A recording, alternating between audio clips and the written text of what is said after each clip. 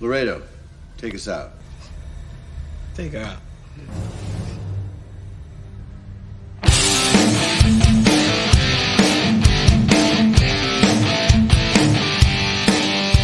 All right!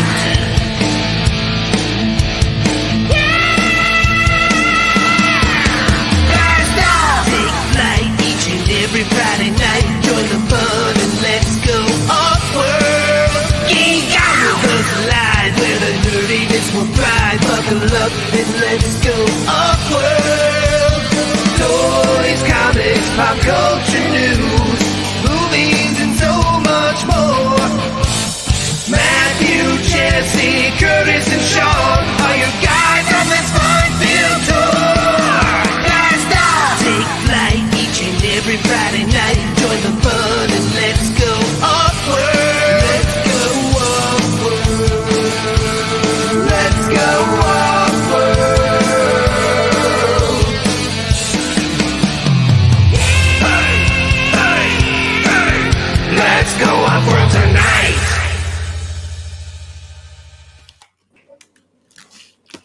Let's go off world tonight. Let's go. Howdy, everybody. What's that? Merry Christmas time. Tis the season. Yeah, we're gonna do some fun talk about Christmas. Oh, look at that! Look at Sean. Very nice. I actually like it better if I do this. Very nice. That's beautiful. Well, thanks for showing up. We do have some people live. I'm sure people are going to catch us on replay because, you know, Cullen's doing his thing in the cabal to try to really sabotage our show, but that's fine. I see David Williams is in the chat now. I'm sure he'll be going over to that with Cullen and getting his picture taken and all that kind of stuff. But for now, these people are here. So thanks for coming. We've got the Dooch, the most wonderful Dooch of the year. What's up, How's boys? it going, sir? It's going pretty good, Curtis. Thanks for having me tonight. Pleasure to be here. Sean, how you doing? I'm all sorts of out of my element because it's Christmas. Oh, gotcha. Okay. All right. Jesse, living deliciously. Yes. Beautiful. You can't be Beautiful. grumpy the whole episode just because you hate Christmas. Who's grumpy? I'm smiling. It's that evil smile, though. Like you're thinking about how to put the tuning fork through my ear. That's Huh. not grumpy. Interesting. I don't have a tuning fork. And I'm Curtis. God. So, hi, everybody. Hi, Curtis. Hi. How you doing tonight, Curtis? I am doing most excellent. This is the episode I've looked forward to the most besides Legion's Con. So I am very excited. So let's just get right into it. Start with some pickups. We'll go around the horn. We'll start with Jesse. We'll work our way around that way. So Jesse, you got anything to show off? No, because the thing I got broke, so I have to take it back. Aw. Oh, Wait, no, I do have something. Come back to me. okay. Jesse's coming back. Sean, you got For a anything to show? second there, I thought he was going to be like, follow me, and we're going to go on a little adventure with Jesse as he like trotted down to the store. Yeah. Sean, you got something for us? Oh, look at that. Yeah, look at you, Mr. Rise from your grave. Top of the list. I slept with Greg, formerly the Brute Scale. Scavarna. Nice. I'll be dead last again. Greg probably already packed it and he just like shoved it in a corner. Mm-hmm. We'll Probably. find it after New Year's. Is that going to be your go-to head on that, Sean, or are you going to switch over to the other one? I am honestly not sure. I just opened them last night, and I do like the other head as well. And then all of the chains and everything else is like, my God, the amount of stuff that you got to do with this guy is crazy. So It's like an I mean, art that's project. some complaint, right? I mean, the fact he's packed with so many things and all that. And then I posted in the Cabal earlier this week, but I got another one of these guys because I had to lose him originally. Here he is again, and he's staying this time. So yay! Beautiful, Nice, very nice. Those are a couple nice pickups. Yeah, can't complain. Beauty. Jesse, you ready for us now? Are you ready? Oh, we're ready. We're ready. if he whips out his penis. What the heck is that? A goat? Is it? I think there's something going on there. I don't know what's happening. Is it moving on its own, or is he shaking it? I think it's one of those like Walgreens press the button things. Wow. I don't even know what to say to that. I think it's making noise too, but I can't hear it over his speaker in his lap. Yeah. Or that might just be Jesse. He's gonna honk in a little bit. Just wait for it. He'll honk. For someone that hates Christmas, he's pretty happy right now. And that way you'll know how much he's invested in it. Wow. So it's getting close. So is that something? Is that something that you actually spent money on, or? No, this was a gift. Okay. This was a gift. This is actually the second Christmas goat electronic toy. The other one, it's a different one.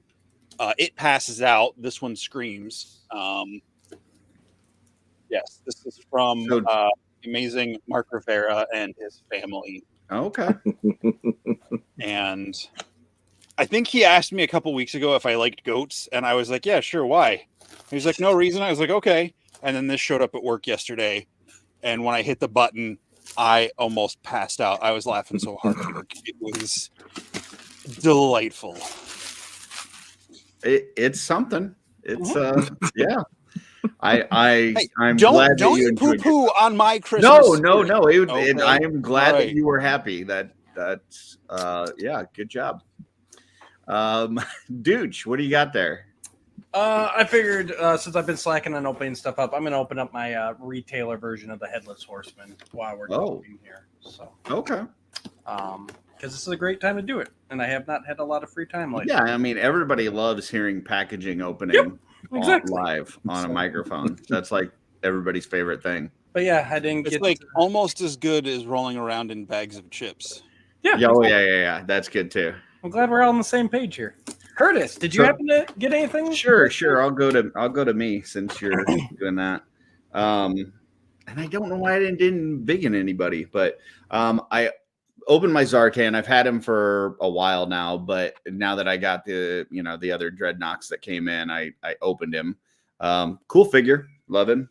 I will say I can tell because he's a little bit older than those other ones that I've gotten. The quality definitely has improved on these things over the last few years. So, but he's still pretty cool. I did get on sale the Mafex Death Knight Returns or Dark Knight Returns Superman, which is not my favorite version of him. I think he's a little bit too bulky, but I love Superman anyway. I can get him, so I'll take it. And I found this really cool Instagram, which we'll talk about Sunday on Shooting the Shelf, with this guy that like does these amazing poses, and so I did some of his tricks there to get that cool flying punching pose. So that was cool. And this one I've been waiting for a while. It is the McFarlane Hawkman variant. That's the rare one, and he has like the superpowers colors. The only thing I did slightly modify this because the sculpt has like long hair flowing down and stuff, and he doesn't. The superpowers one did not have hair, so I took the hair plug out of the back. But otherwise, the rest is the same. But really love that figure. So yeah, I was glad I could get one of those. So those are what I have. So Very nice. Yep. Pretty nice week. So I did also secure a Thistlethorn, my first Thistlethorn. It has not come in yet. You but didn't have a Thistlethorn? I did not. I've paid for it. I'm just waiting for it to get here. But I am excited to have one of those in my collection now, so that I can.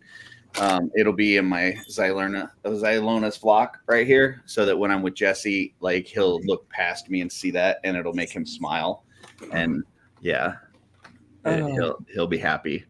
So, did you It's funny. That was one I was on the lookout for at Legions Con, and I only saw one around the whole showroom floor. So, yeah, the only one I found was a test shot, which was not what I needed, but somebody else did. So, but yeah, I've been looking for about a month now. I've been trying to find one, and finally was able to score one. So. Do you have that figure open to share, or? I'm still working on them. Okay. It was more just I'm going to do this while we talk. I also like to keep my hands busy. So, well, at this time, then I am going to switch us because it's time for you to take over. Ooh, it's time for the Dooch takeover, folks. Here we go. Shouldn't. Real quick before we get into the main topics of today, I wanted to get your guys' opinion on something.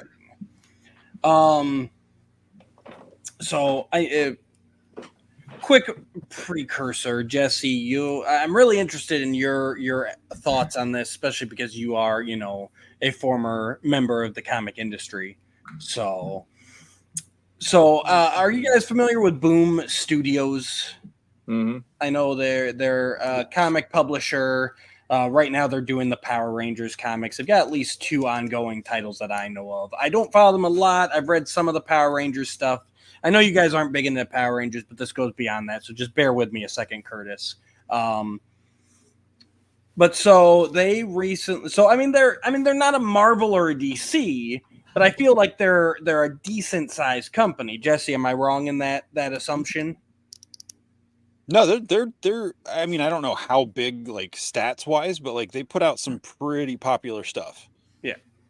So they recently announced that they were doing another Power Rangers series called The Return. One of the big grabs on that is the fact that it's written by the original Pink Ranger, Amy Jo Johnson. And it's kind of an alternate timeline take, which they've done a lot of. They've got 2 titles right now that are like alternate universe, alternate timeline stuff. But what was interesting to me is, so they're putting this out, but they put it out as a Kickstarter, not even a crowdfund, but they literally are on Kickstarter right now with this Power Rangers comic as a significant comic publisher. And I was just curious what your guys' thoughts are when large companies that should be, and we're not even talking like a niche property here, like Power Rangers are still going strong. They've gone through the 90s, on that, like they've never taken a break. Like it's not some fledgling company with a niche license, right? So I was just curious in general, kind of what your thoughts are with Kickstarter being used for these big companies. I especially these smaller independent companies, I have zero problem with it because I know with Image, like the creators of the books own the rights. So if their book fails, like it's them that loses out, not Image. Now, I mean, like Image doesn't, at least it used to be, Sean, I don't know if you're familiar with this or not, but I thought like with Image, the creators funded their books, period. And if they didn't fund the book, it didn't get made. Yep. I don't know how Boom is, but I mean, I just pulled there this you're up talking on about Kickstarter. The owner is Hasbro there, like Saban and Hasbro. So like, again, not a small company by any means. This might have been a thing where it's like maybe they didn't want to put out the effort in drawing it if there wasn't enough interest. Because I know, I at this point it seems like 4 issues of a comic is a lot for any artist to stay on a book anymore. Gotcha. I just feel like we don't, the days of 80s, even early 90s stuff where people stay on books for years just does not seem to happen anymore. So I'm not sure why they chose to go this way. But I have zero issues with it because it even says that it funded in 45 minutes. Oh yeah. I mean, it's a landslide. They're blowing through stretch goals and everything else. Yes, I mean, I think I think that's a decent way to do it. You're To be an asshole, completely honest. Fair enough. Yeah, and Curtis only cares about Christmas right now. So I thought We're we gonna get- clearly had this established on the last regular episode. nothing out of him. I don't really. Yeah. I don't know. I don't really care, especially if it's a smaller-ish company. Like I think it's weird when like the whole HasLab stuff. I think that's weird. Like you're fucking Hasbro. Like doing the crowdfunding stuff that they do for those projects is like just make it and they're going to sell. I'm like, 9 times out of 10 this stuff's going to sell. Like why do you have to do that as a bigger company? But a smaller, I mean, if the way that I look at it, and Jesse can correct me, and I'm sure he probably will, but if you're not DC or Marvel in the comic world, like anybody else is relatively small. Now you might have bigger small companies, but I don't have a problem with anybody that's not those big two doing something like that. So fair enough. I kind of wish with the HasLabs and the Mattel Creations and all that, I think it'd be nice if they would take a page from what Mondo did with this latest Panther, where they made a certain amount and they're taking pre-orders through the whole thing. But if you order early enough, you get yours shipped right away because they've already made a quantity. Yeah. And then anybody who doesn't get in, you can still get it, but they got to go back and run it. Well, and the I good think thing that about was a really smart way. And Mattel and Hasbro could easily do that on these bigger things where it's like, we're going to make this. But, and a lot of times, the wait for those things gets even longer because they don't even start on like the tooling and stuff like that until the crowdfunding ends. Whereas, like you said, like on this Panther, like they knew they're going to make it. So like people ordered it and within like a week, they started getting it in hand because they've already done everything for it. Yep. So if you're doing something Star Wars or G.I. Joe, you're doing a big ship or something, like, you're going to sell a certain amount based on what you've done in the past. Like just make a certain amount, have it ready. And then if you need to produce some more, you produce some more. But I'm with you. I feel like, sometimes the bigger companies like that are using their customers to fund their normal operations years in advance of when they're actually going to get the product. So whatever. It is what it is. All right. Christmas. Yes, we'll get to Curtis. Sorry, Thanos got there. I was going to ask your question too, but Curtis will kill me if I did. So go ahead. If you want to tune in after the holidays are over, maybe we'll talk about that. No, but Thanos did ask, I think this might be up your alley, Curtis, if you saw the Varian Rin post by 5K Toys today, which I'm assuming is not a Varian Rin, because that seems to be a Warcraft character. Yeah, right. So they've been 5K has been putting out a lot of stuff with I believe it's through Memory Toys, where it's like orcs and things like that are very World of Warcrafty, but they skirt around it being World of Warcraft by having you buy the certain figure or whatever, and then you get a gift package that has all the stuff that makes it appear as though it's from the game. So I have not seen this one that he's talking about, but I'm guessing it's along those lines. And normally I'm not a fan of that, but in this instance, this is one of those properties that Blizzard and like they haven't done shit with that line. Yeah. And the only things that they have put out, they continue to put out statues that nobody gives a fuck about.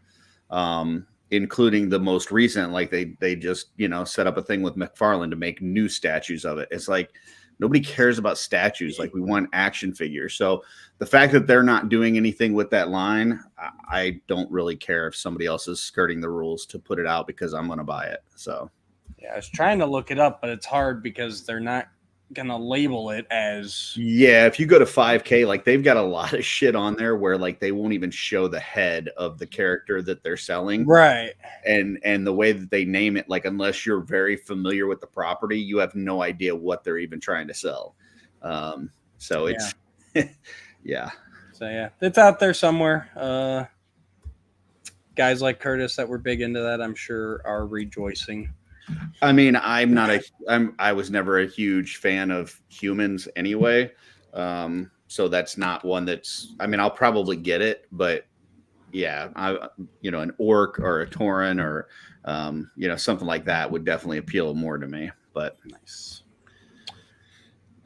All right. Get rid of that.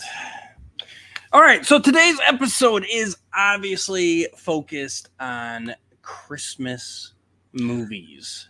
Can I throw out a quick question before we get too far into that? Curtis might get mad, but yeah, go. I'm good with it. What? Why did we capitalize the M? Is there a reason for that? Because that's how I capitalize OffWorld. Okay. The O and the W. I've actually done that in quite a few things, and you're the first person to notice it. To where I capitalize a second letter in there. I thought Jesse would. Oh, I noticed it. I'm just picking up on that trying. stuff. But I just am trying not to be judgmental on how you type the names. Gotcha. Okay. It's your show. I'll only comment when it's brought up.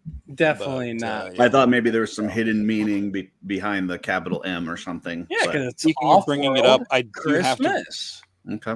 Yeah. See? Greg, buddy, you got to fix your handle, man. It's so long, and there's only one cap in there, buddy. Exactly. Well, I think we see who the Ebenezer Scrooge of the episode is. One word. I thought it was going to be me. The episode. Okay. I'm not being the Scrooge. Did you not hear me giggling with pure, unadulterated glee at my screaming goat? I did. All right. That is not. I can't believe that two separate companies made Christmas goats, but that boggles my mind. There you go, Curtis. That's cool. I mean, it's an aerial shot, but I think I get the idea. Yeah, it looks pretty good. Yeah, it's what I throw on. Yeah, it looks like on the fly. So it's pretty good. Like a Little Mermaid. Mm-hmm. Yes, yes, exactly. Yep, he's got. That's the bonus item that comes with him is the seashell bra. Mm-hmm. So, yeah. No, it's pretty cool looking. I like it. Thank you, Thanos. All right. Can we get to Christmas stuff yet? Sure. Go ahead. Okay. Thank you. I mean, if you want. Greg, it's not the length, it's the lack of girth in your name. Wow. Wow. Jesse's calling you out. I think next Legion's Con, we got to have a girth contest. Okay. It's Christmas episode. People might be watching with their kids. Just saying. If you're watching with this, your kids. We're talking about the girth of the Christmas tree. It's not about how tall the Christmas tree is. It's got to be nice and full too, Curtis. Gotcha. Mm-hmm.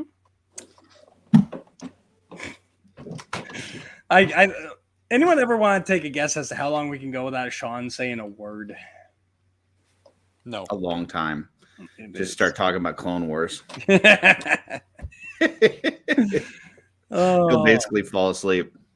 All right, let's go. Come on. You're supposed to be running this thing. Let's go. Get it together, man. Get some order. We're good, man. It's Christmas time. You got to take the time during Christmas with your loved ones. I'm excited. It's Christmas morning. I'm ready to open presents. You wake your kids up at like 3 a.m., don't you? Yep. And he unwraps all the sides. It's more like he looks 4 at a.m. everything. He tapes it again.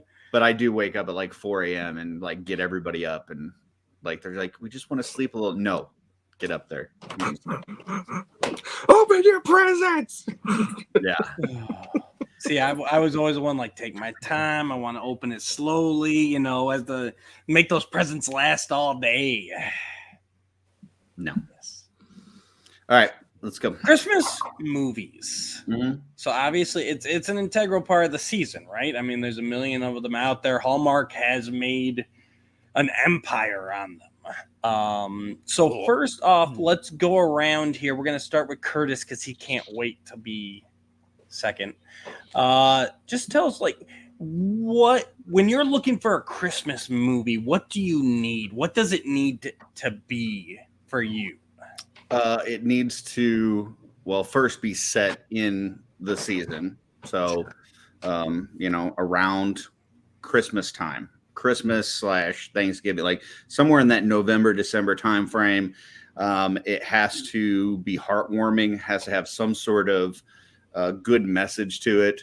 And I prefer ones that have some sort of redemption tale, some sort of, a character that started out kind of not very likable or very good, that by the end has, got that spirit of Christmas and has kind of turned things around. So that's my criteria, and I'm not imposing that on anybody else, but that's just what I look for. All So right. Jesse, no, like, and Oh, real sorry. quick, I also no Nazis. Like, I don't. None of my Christmas movies have Nazis in them. So just FYI. Interesting. Yeah. Oh my gosh, man.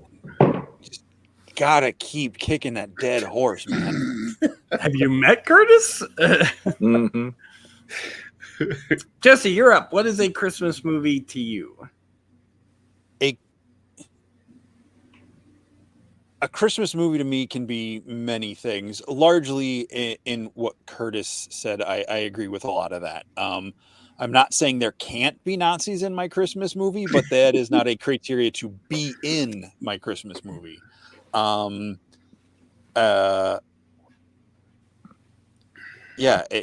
It's. I have all right. I don't know how to say this without saying other things. I'm not a huge fan of Christmas movies in general because so many of them to me are like the Hallmark ones that are just very. So what is it that doesn't way. do it for you in those? Is the like it's the believe in Santa, and like I know in Elf, like they have the whole thing where they sing like that one is funny. I like the way it works in that one. Yeah. There's so many of them that are like that. I like them to have a little more substance to them. I'm not saying that those are all bad, but when I like stuff that has, like Curtis said, I like a redemption story or someone who's having a hard time and they're not happy at Christmas time and something like pulls them back into it. Like I like seeing that sort of thing. And don't be like, I see you, Joe. Don't be mocking me for dissing Hallmark movies. Everybody, like that's not a unique opinion. Okay. So Jesse's Christmas. Jesse just needs it not to be Hallmark. Sean, how about you? Christmas movies are typically ones that I will only watch once a year. That time of the year, I don't watch it before Thanksgiving. I definitely don't want it at Halloween. It starts after Thanksgiving's over, and throughout the season for that month, typically it'll be one of those movies will be on once or maybe twice, or in my kids' case, maybe multiple times. And let's see. As schmaltzy as it sounds, the feel good part of it has to be there, or else it just doesn't feel right with a Christmas movie for me. So it doesn't have to be a redemption, but it has to have like some kind of warmth to it to make you have that like, oh, that was fun to watch for an hour and a half, or or whatever, and you don't feel you wasted your time because you're getting an emotional response from it about the season. Very nice. And I got to agree with most of you. I do enjoy a good Hallmark movie. There are some bad Hallmark movies, but there's some good ones too. That's a good point, Sean. I hadn't thought about that. The once a year thing. Thinking about it now, about my list, they are all ones that I only watch at this time of year, but I never really thought about that. So that's the only way I can do it, because for me, it's like those are specific to that time of year. Just wait for that time of year, and then it'll get you in that mood of the Christmas season. My kids, though, will put Christmas Chronicles on any time of the year they want, and usually I'll leave the room because I know I'm going to get a ton at Christmas time or whatever. I haven't watched that at all yet, so I've seen it twice, I think, so far this season. So. Oh, I'm just starting to get into my movie. I know Curtis started right after Thanksgiving, but I'm just now starting to get into like, okay, this is my time. We had our first snowfall Monday night into Tuesday morning, so it's like, okay, now I'm feeling it. The house is decorated. I pulled my Father Christmas out. He's up on the mantle with some of my wife's decorations. So it's a good time. So before we get into our personal top lists, we're going to mix things up, much to Curtis's chagrin, and we're going to go lightning round. This is going to be a very special lightning round, though. And actually, I want you guys... Curtis having whole other discussions. Okay. I want you guys in the chat to also weigh in on this. So this is lightning round. Is this a Christmas movie or no? Oh boy. Yes. And we're gonna go in the same order: Curtis, Jesse, Sean, me. So first up, gotta throw it out there. It's the big one, right? Die Hard. Is No. Die Hard a Christmas movie? Now that I finished the question, Curtis. No. Jesse? No. Absolutely. And I also got to say, yes, it's got a redemption arc. It takes place on Christmas. Families coming back together. All the stuff with him and his wife, it's like, and then on top of that look with him and Reginald Val Johnson at the end. Oh yeah, he believes in this. He believes in the goodness of men at the end of that. After all the mess ups the cops did, he believes. He believes, and it happens during Christmas, like you said. So there you go. It's an action movie that happens during Christmas. Yes, you are correct. So the action is what takes you out of it, Curtis. Just the whole thing. Nothing about that movie until the very end, where like the family's getting together and stuff.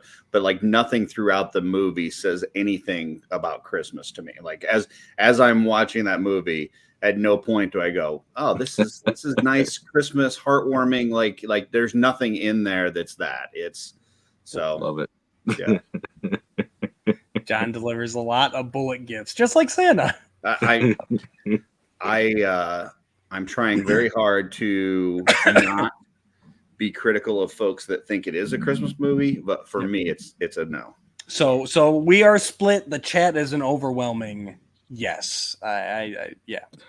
The other thing I'll say too is it wasn't even me; it was my wife that says every Christmas Eve we have to watch Die Hard while we wrap presents.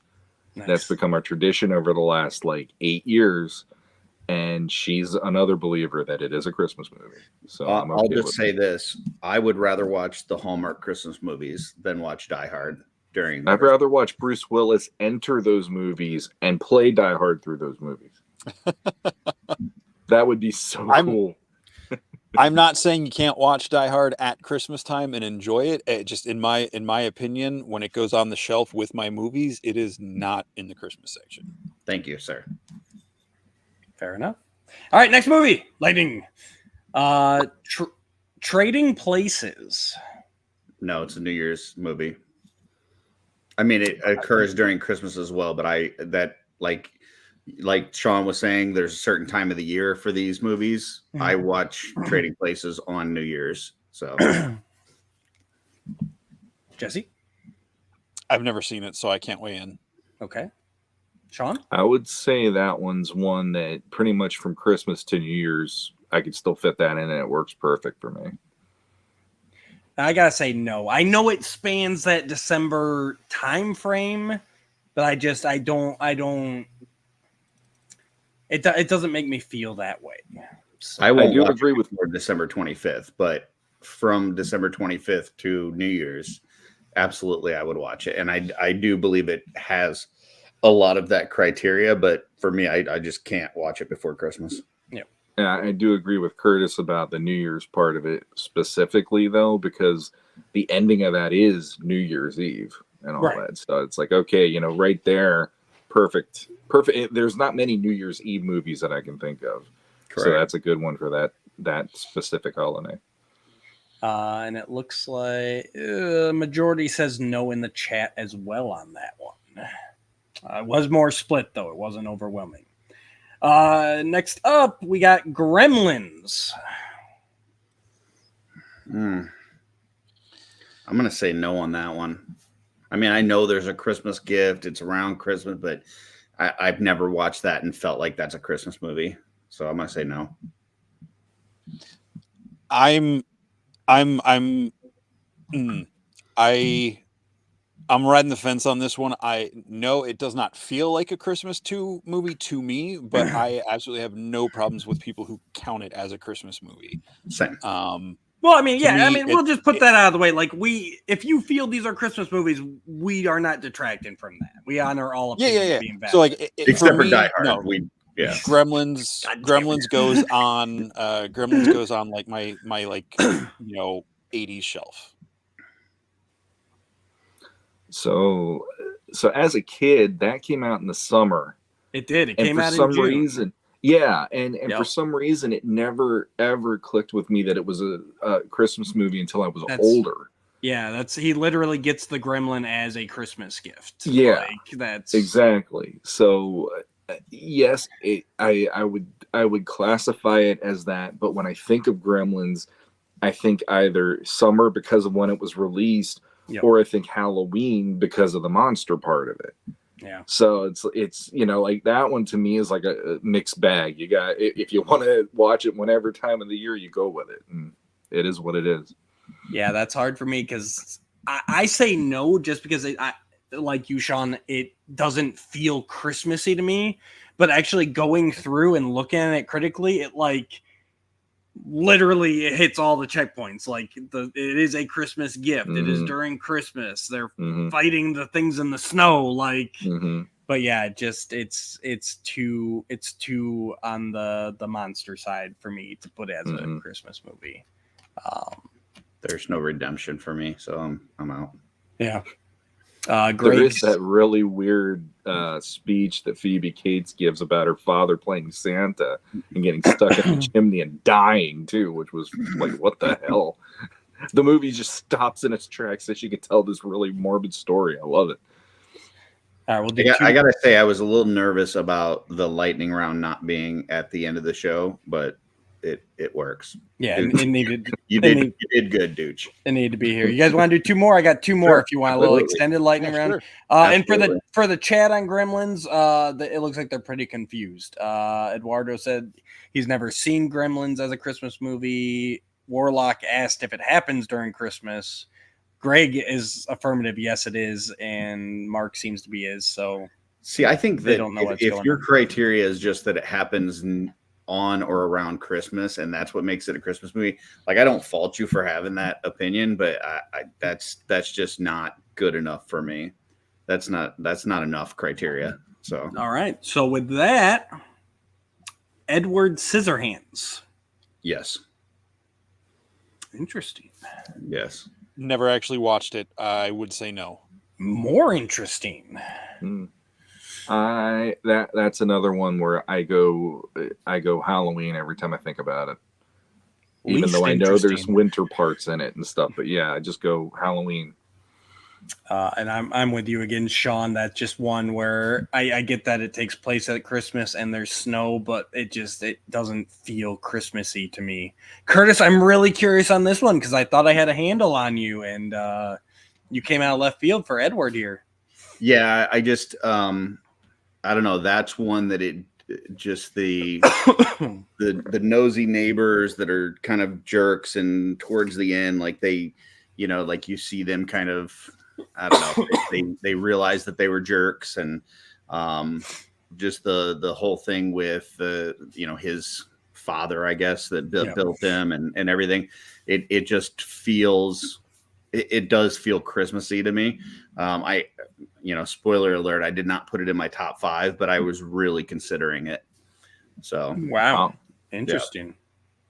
And it looks like we got a 3-1 that it is not a Christmas movie in the chat. I will throw out there that I understand what Sean's saying though, because anything Tim Burton has kind of that creepy vibe to it. And I'll say, like, for years I stayed away from Nightmare Before Christmas because it just didn't look like anything that I'd be interested in. And I just watched it last year for the first time, and it's actually not bad. It's got a pretty good story to it. But that Tim Burton vibe definitely throws a Halloween spin on things.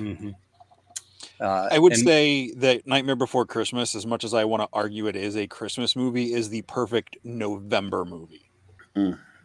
Yeah, it's the Halloween to Christmas type. Yeah, it's the bridge between the two. Yeah. Yep. Welcome, Benny. We are debating whether movies are Christmas movies or not.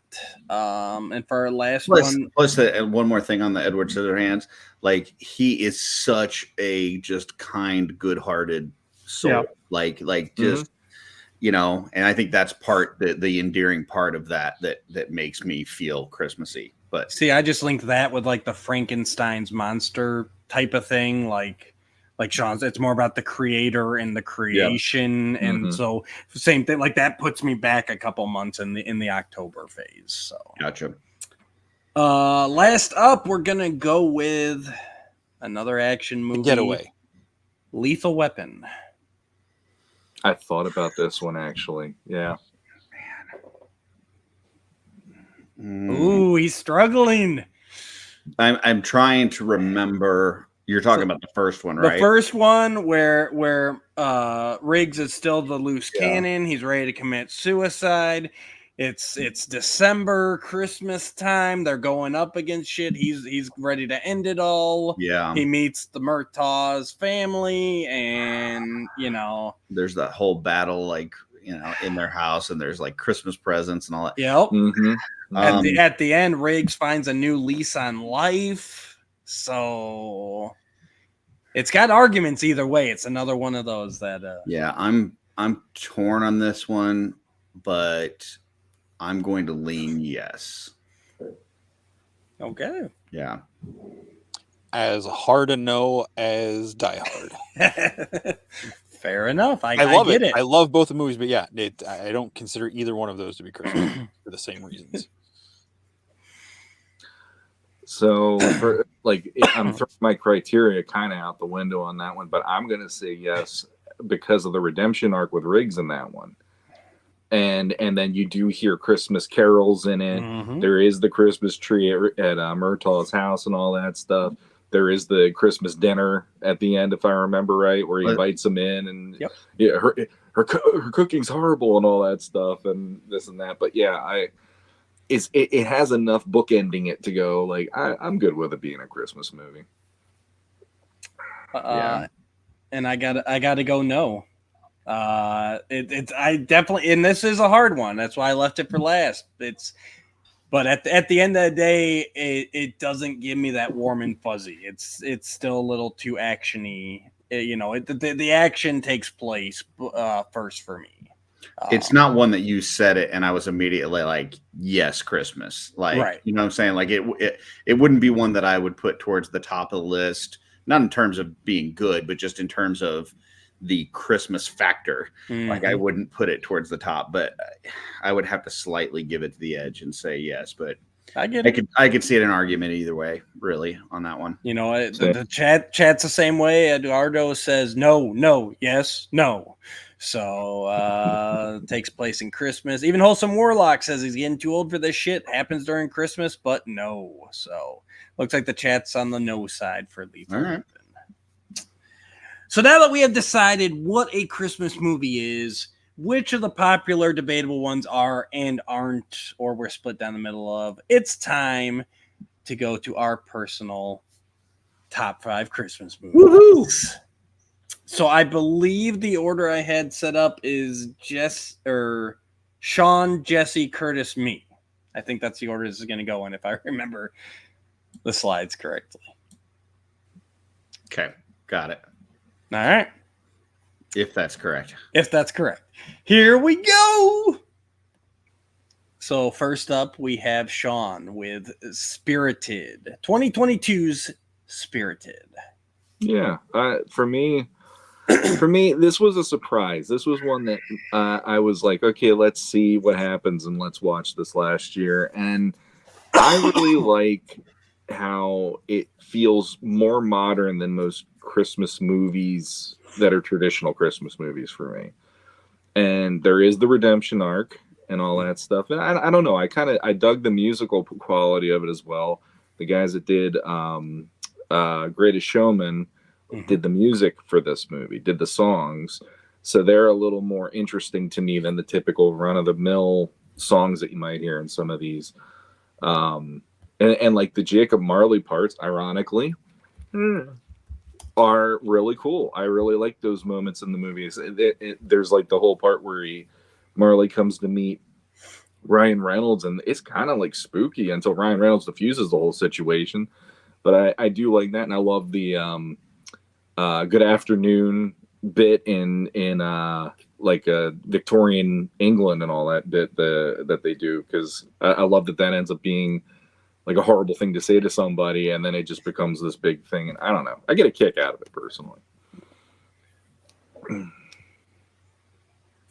I'll jump in. I did watch this year for the first time. Like Ryan Reynolds, like Will Ferrell, obviously. I felt it was about a half hour too long.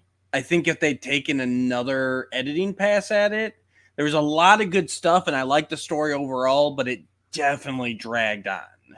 I think it was just over 2 hours total, and it just a little too long for me. But overall, I enjoyed it. There were some good songs, good bits. But yeah, it wasn't great for me. I would somewhat agree. I would say, though, instead of 30 minutes too long, I would say it was about 2 hours and 7 minutes too long. I'm assuming it was 7 minutes over. Yeah, which I just looked up was the actual runtime. So I've never been more disappointed in Sean besides the time that I found out he was doing a podcast with Dooch. This is just, I tried watching this because I like Ryan Reynolds and I somewhat like Will Ferrell, and I thought this should be good, and tried to watch it with the kids and my wife, and we sat down and watched it. Tried to watch it last year. We got about 10 to 15 minutes in the movie, and the singing was so freaking atrocious and corny and stupid that I just could not make it anymore. Not only could I not make it anymore, but I had the entire household looking at me like, why are we still doing this? This is effing torture. And I had to turn it off. So maybe it gets better after that. I don't know. But I'm not a musical guy, number one, but I definitely couldn't make it through their terrible freaking singing. So yeah, I like the fact that right at the beginning, they're like, they're singing, they're like, oh yeah, it's a musical. It's a musical. Like, I'm like, all right, like that, they got me there. That hooked me and that made me complete it. Like, but I like musicals and just that off brand of humor. So I definitely not for everybody. Yeah. Hard. Jesse, any thoughts on Spirit? I haven't seen it. I just love how Curtis took this as like a personal attack on his entire being as soon as the slide came up. And he said nobody could make him upset like, today. And I think we all have. Yeah. It's one I don't remember why I didn't get to watch it last year. I don't know if I didn't have Apple TV at the time, but it's one I plan on trying to watch this year. Yeah, I definitely recommend checking it out. All right, next up, we should have Jesse with his number 5 pick. If I didn't say that before, guys, we are going in reverse order. So 5, 4, 3, 2, 1. Just so no one thinks Spirited is Sean's number 1 pick. I think most people know how picks. Well, Sean sent me his backwards, but whatever. So Jesse has 2015's Krampus. So this movie does have a weird sense of feel-goodness to it, but it also is very dark. It's kind of somewhere between like a Grimm's fairy tale and Gremlins at Christmas time.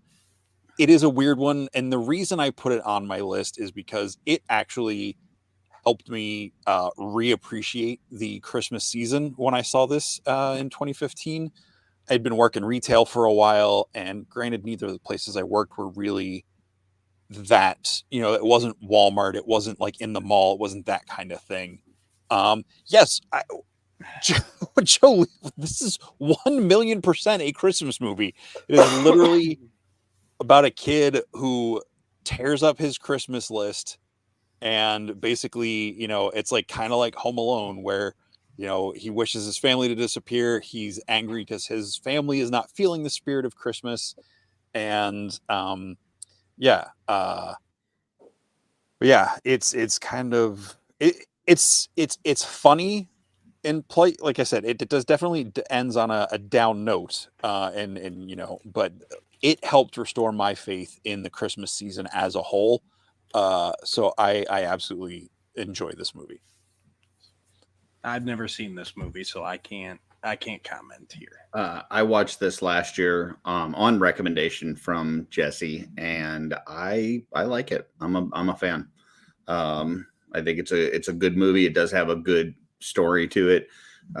It's, you know, not your typical Christmas movie for sure, but I like it a lot.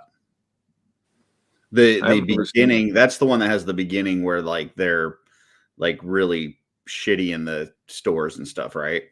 Like they're shopping, and it's like, yeah, it makes you like, it's beginning to look a lot like is playing while people are like slow motion punching each other and like ripping toys. I enjoyed that movie. It was good.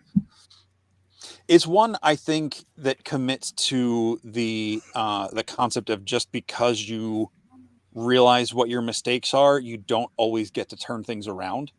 And I like that it committed to that. It didn't end with the whole, oh, they figured it out, everything's better now. It's like they figured it out, and now they have to live with the consequences, if you will. Greg says it was really good. Sean, what was your take on it? I have not seen it, so I don't have any take on it, unfortunately. Oh, well, maybe you can come over and watch it with me. Woohoo! I just might. I guess none of the rest of us get an invite. All right.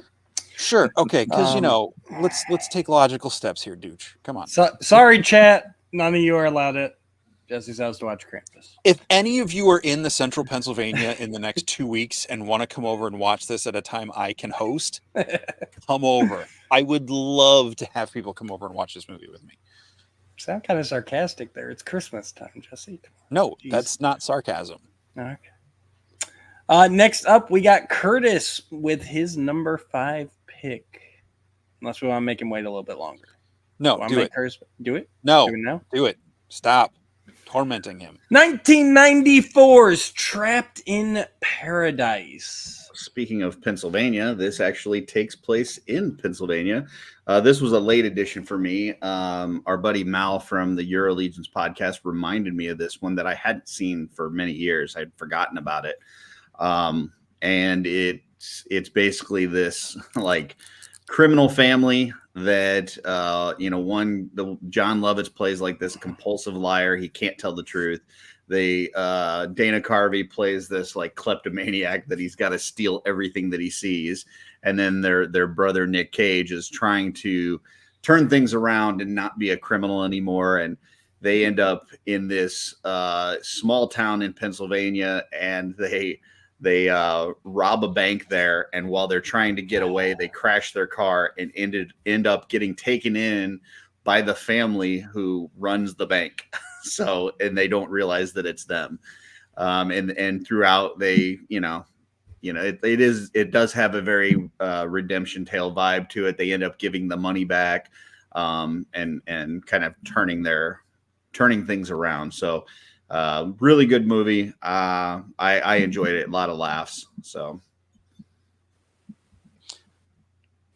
I don't know which way we're going, but I'll jump in. This is one I always wanted to watch when I saw that it had come out, and it's just one that has kind of slipped through the cracks of me being aware of it.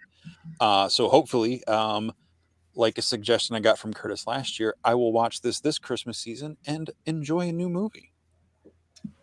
I'm right there with you. It looks, once Curtis threw it out there and I looked it up, I'm like, this looks familiar, and I'm sure I've seen previews, but I've never actually watched the movie. So, but yeah, it's definitely one that I want to check out too. There's definitely no singing, just so in case you guys are wondering. So, Well, Can I- when when I we're wanna done see talking Nick about this, Cage I want to sing. pull up a comment. I feel like I've seen this one on like a Sunday movie thing, like back in the 90s or whatever, like or early 2000s.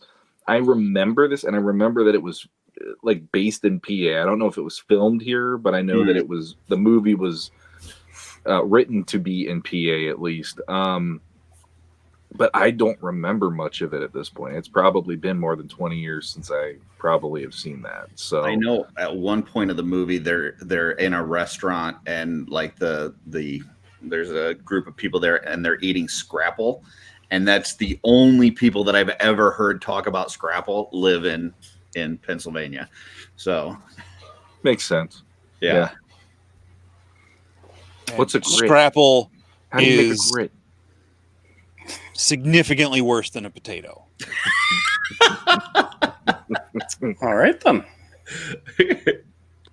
Curtis I will will have two of happily them. eat potatoes before I will want to even smell Scrapple's existence. Lots of people in the chat saying if they've seen it, they haven't seen it in years. So we're all going to check out Trapped in Paradise. That's our mission. All right, And next up we got. Well, Jesse said he wanted to pull up a comment. Oh yeah, I just wanted to say real quick. Jordan brought up this more susceptible to consider an action film Christmas flick more than a horror movie. I kind of get that, but at the same time, there is a long-standing tradition. It's even in several Christmas carols about scary ghost stories told at Christmas and Yuletide times. I mean, Krampus literally is like a counterpart to Santa. Granted, it happens a couple weeks beforehand on the calendar and everything, but yeah, I think I've never understood that until more recently, but I like the fact that there is this weird ghost story horror vibe around Christmas time as a way for people to feel warmth and connected. It's weird, but it works. I think it all depends on how the story's told. Like I agree with him in the general thing. Like, yes, action before horror, but like you said, if it's Krampus and all that, like it's all going to depend on the actual story at the end of the day. But I agree with his statement overall. I would like to pull up Movie this from Patrick because he disagrees with Jesse and says that Scrapple is awesome. Patrick, I have taken back my comments about Wheel of Time. I am not taking back comments about Scrapple. You can stab me next time you see me if you want to, but I'm sticking to my guns on that one. So just so that people know, because I had to look it up, and I'm willing to share it. Scrapple is traditionally a mush of pork scraps and trimmings combined with cornmeal and wheat flour, often buckwheat flour, and spices. Just hearing that alone makes me go, the fuck that is. I'm gonna put what's that? Dude, I'm pushing. I was actually like, that sounds pretty tasty. Well, then you can eat it, Mikey, and you like it. I'm not touching it. I will. Thank you. Scrapple I'm gonna be violent like about this spam meatloaf. Ooh, I love spam. I like meatloaf, but I don't want spam meatloaf. Oh, all right. The Dooches. Number 5. Number 5. The Dooches. Jingle All the Way, Oh, 1996. Sinbad and Arnold Schwarzenegger vie for the last remaining Turbo Men to make their kids' Christmas complete. I mean, how can you guys get more Christmas than this? Dads fighting over toys because they didn't do what they were supposed to and go to the store months ago and get the doll. I mean, the whole thing ends in a Christmas parade. It's freaking great. The best part about this movie when I saw it was just having to hear Arnold Schwarzenegger constantly say "Turbo Man" because you can't say it, and that made it funny. But I'll throw this out here right now with this movie because this movie follows the tradition that is like the Home Alone movies and stuff for me. I don't like those in general. Those are movies that I always feel like it's slapstick constantly, and slapstick doesn't work for me the way that the directors of these movies think it does. I know it works for others. Those movies are popular. This one's popular. I know there's a lot of people that have enjoyed it over the years. I watched this one I want to say 2 years ago with my daughter, just the fact Phil Hartman is trying to get every woman in the cul-de-sac in bed with him was enough for her to go, I don't like this movie. And I'm like, I'm fine with that. Because I'm like, this movie just didn't do much for me. So my take is I don't think it's a horrible movie. I would not, like, if it was on and somebody was watching it, I would probably watch it. I don't think I would turn it on myself. But Brad Jones has ruined all Arnold Schwarzenegger movies for me. I will throw that out there. So. Jesse just looks angry. I'm not angry. Stop doing that. You're making him angry. You're making me angry by saying that. No, I've never seen this movie. Really? You should check the concept of it, because this came out 96, so 96, I would have been 17. Senior year in high school. I don't know, just something about it just didn't appeal to me to want to see it, and I've just never made the concept of it does not sound entertaining to me. I'm not saying it's a bad movie. It just seemed like one of those movies where they're like, hey, we're gonna make this for these guys were big at the time, and it'll be weird to have them together and they can fight over a toy, but it's I have nothing against the movie itself. I just has never seen it. It's got Anakin Skywalker in it. Yeah, the kid that played Anakin in episode 1 is his son, Schwarzenegger's son. Yep. So and not to be that guy, but he proves why in episode 1 he's still kind of the same character. He doesn't have a lot of range in this either. So like when Schwarzenegger's doing something for the kid just, it's kind of like it's acting kid instead of feeling natural and stuff. Gotcha. But it's fun though. But I honestly thought I would click more with you guys just because I feel like we all had that. I mean, I know especially with my dad, like they never got the toy thing. You know what I mean? So like it's got a little bit of that in there too. But at the end of the day, it's just about dads trying to do right by their family and make a good Christmas. So it's a fun one. I would recommend you check it out, Jesse. Yeah, okay. I'll give you that. It was in the era when Schwarzenegger was doing comedies all the time too. So it was kind of like I got a hell yes from Eduardo. There you go. You can just call him Eddie. I could. Just real quick, did you like Kindergarten Cop, Jesse? I did. Okay. Then I think you would like this too. It's that same kind of Arnold. So I like Sean's Kindergarten Cop better than Arnold's Kindergarten Cop. Mine. Yeah, when you do the who is your daddy? It's not a tumor. Who is your daddy and what does he do? Who's your daddy and what does he do? He goes to Sean's number 4. 2022's A Christmas Story Christmas. Yeah, so this was one that I didn't expect it to land on my list, but the funny thing about the Christmas Story movies for me is I literally feel like I'm rewatching parts of my life through Ralphie's tales in these movies. This one got me excited for the fact that, wow, they actually got a sequel movie to Christmas Story. There was a sequel to that when we were younger, but this is like legit. Ralphie's back. And, the other, his friends are back in this too and all that. They even had, what's his name? Scott Fergus is back and all that stuff. Fargus, the bully and all that. But at the end of the day, this movie is pretty much where I am in life. And that's kind of why I appreciated this movie a lot. Because, again, it's that you watch Christmas Story and you're reliving your childhood Christmas. This is me looking at my Christmas now and having my kids here and like seeing it through their eyes. And on top of that, I won't try to spoil it for people, but there's something about the fact that Ralphie throughout this movie is trying to figure out who he is and his putting his talents to use.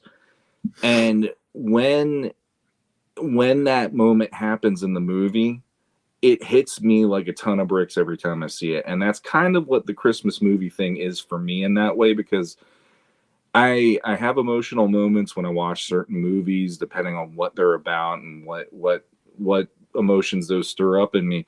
And this one for me was like looking at myself and going, if I can crack that code, I will be the exact same happy as he is at the end of this movie, when what he does shows that it matters, and it matters on a huge scale to more than just him, his personal family. It's the town. And it just, I'm getting goosebumps right now going like, damn, I love how that movie ended. I remember watching it with my family, and I had to leave the room at the end of that because I was like, it hit me like a ton of bricks. So yeah, that's that. This time of the year is that time of the year for me, where it's like I'll let myself get invested that way, and then maybe I'll have like a couple tears from something, and I'm not going to be, like, I'm not going to feel like I'm unmanly for having a emotional moment here or there. So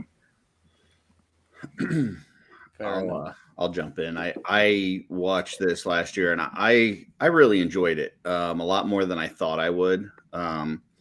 It kind of felt like, like Sean said, you had a lot of the same characters back, the same actors that played them in the past. And, none of them have really gone on to do like amazing things and make huge names for themselves. So, I kind of felt like this was just like you get a bunch of these D-list celebrities together and kind of do a sequel to an old movie to try to get them a payday. But the story is really good. And it is very heartwarming, and I do like it quite a bit. And it's not just a retelling. It's not just, callbacks to the original movie, although there is quite a bit of that. If you like the original movie, there is some of that in there. But it does have a story all of its own. So I really like this selection. This is one that I still haven't seen, so it was kind of on the list for last year. Never made it, and so yeah, hopefully this year I will get a chance to check it out. It's not that I didn't want to, just one of those I never made it a priority. And Benny says he did security for the entire cast this year at Chiller, Thriller, and Parsippany. So, he got to meet them all, so that's pretty cool. Beautiful. Jesse? I have not seen it yet. Well, maybe Sean can come over this weekend and you guys can watch it. Oh, I guess they're just going to do everything by themselves. Nope. Wow. Krampus. All right. Krampus first. Maybe a double feature, Krampus and A Christmas Story Christmas. No, I'm going to be Jesse gone all day. Moore. tomorrow, so no double. Jesse, number 4. Home Alone, 1990. Macaulay Culkin. This movie, I remember going to see this with my dad, and just having, I saw this, I think I'm within a year or two of the age of Macaulay Culkin, one way or the other. I don't remember, but like, it was one of those movies that just hit at the right time, that, still had a kid being a little prick, to people, and it wasn't like, oh no, my child might mimic this behavior, we can't let them see it. It's completely ridiculous, but even now as an adult watching it, that whole, spoiler alert, this movie is 33 years old. The ending of the movie, when he sees his mom in the door, and just that moment just lands so well for me. I mean, for the most part, the movie is about this kid defending his house from burglars, but the Christmas vibe, especially like John Candy and the oh god, John Candy. That was all improvised. Candy improvised his entire freaking performance. I believe it, but just that whole sequence where they're the what's that music called? Polka. Polka. When he's like trying to convince her, who they are, and they're in the van and like the box fan. Like people shouldn't be riding in the back of that thing. It's Sheboygan, very big in Sheboygan. Yeah, very big. Very big. Yeah. I just and every time I hear the, just the whole thing where he like sets up the house to make it look like a festive, active Christmas party, and he's like pulling the strings on the John Candy's story about Oh, that one. Sorry, I was thinking when he's setting the traps at the end after the church. My bad. Yeah. No. John Candy's story where he left the kid in the funeral home. So good. But it's just. Sorry, go ahead, Jesse. I thought you were done. I was just gonna say, like, it's in some ways I feel like it hasn't aged well, but other ways it's one of those ones. It's so intrinsically tied to, like, I'm pretty sure when I saw this, there was snow on the ground, in the parking lot at the movie theater. It's just one of those movies that it's just so tied into Christmas time, and I would have been like 11 at the time when I saw this, and it just just is just so part of that time of year for me. I think it was one of the first times I remember going to a theater and seeing like an actual Christmas movie that I like really got into in the theater that was, new. So yeah. This is definitely a VHS for me, but still, like, we had the VHS. It was required watching multiple times every Christmas. This would have been on my list if Jesse hadn't snagged it first. So it's quintessential. You've got everything we talked about. Christmas is intrinsic.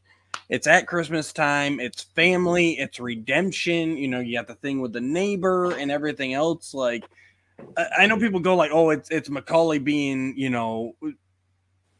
antics and defending his home. And yeah, that's a chunk of it. But really, overall, it's about him and his family and them, accepting each other and realizing how much they mean to each other during the holidays. Like, that is Christmas to me. So. Yeah. Like, I think it's kind of.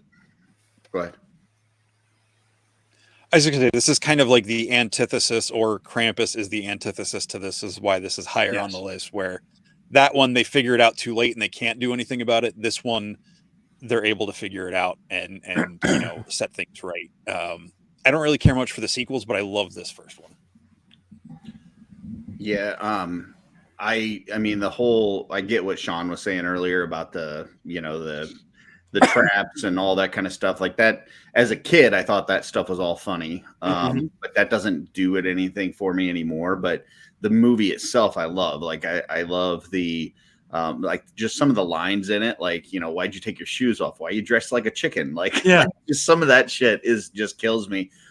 And for me, it's all about the South Bend Shovel Slayer, like the old man next door, the moment that they have in the church together, sitting next to each other. And like, you see that this old man actually listens to the kid and takes some advice from him and reaches out to his son. And then you see at the end of the movie, like, that whole thing with them hugging, and he kind of looks at him through the window. Like, to me, the whole movie is about the old man. Like, that part, man, I'm man enough to admit that I shed a tear every time I see the old man hugging, his granddaughter and looking through the window. So yeah, it's a really good one. I had it on my list, and Dooch told me I had to take it off because Jesse had it. But it's definitely a good one, and it's one that I do have to watch every year. And I could probably quote. In fact, I was taking a nap while it was playing today, and I was quoting it in my sleep, and my wife was getting irritated at me.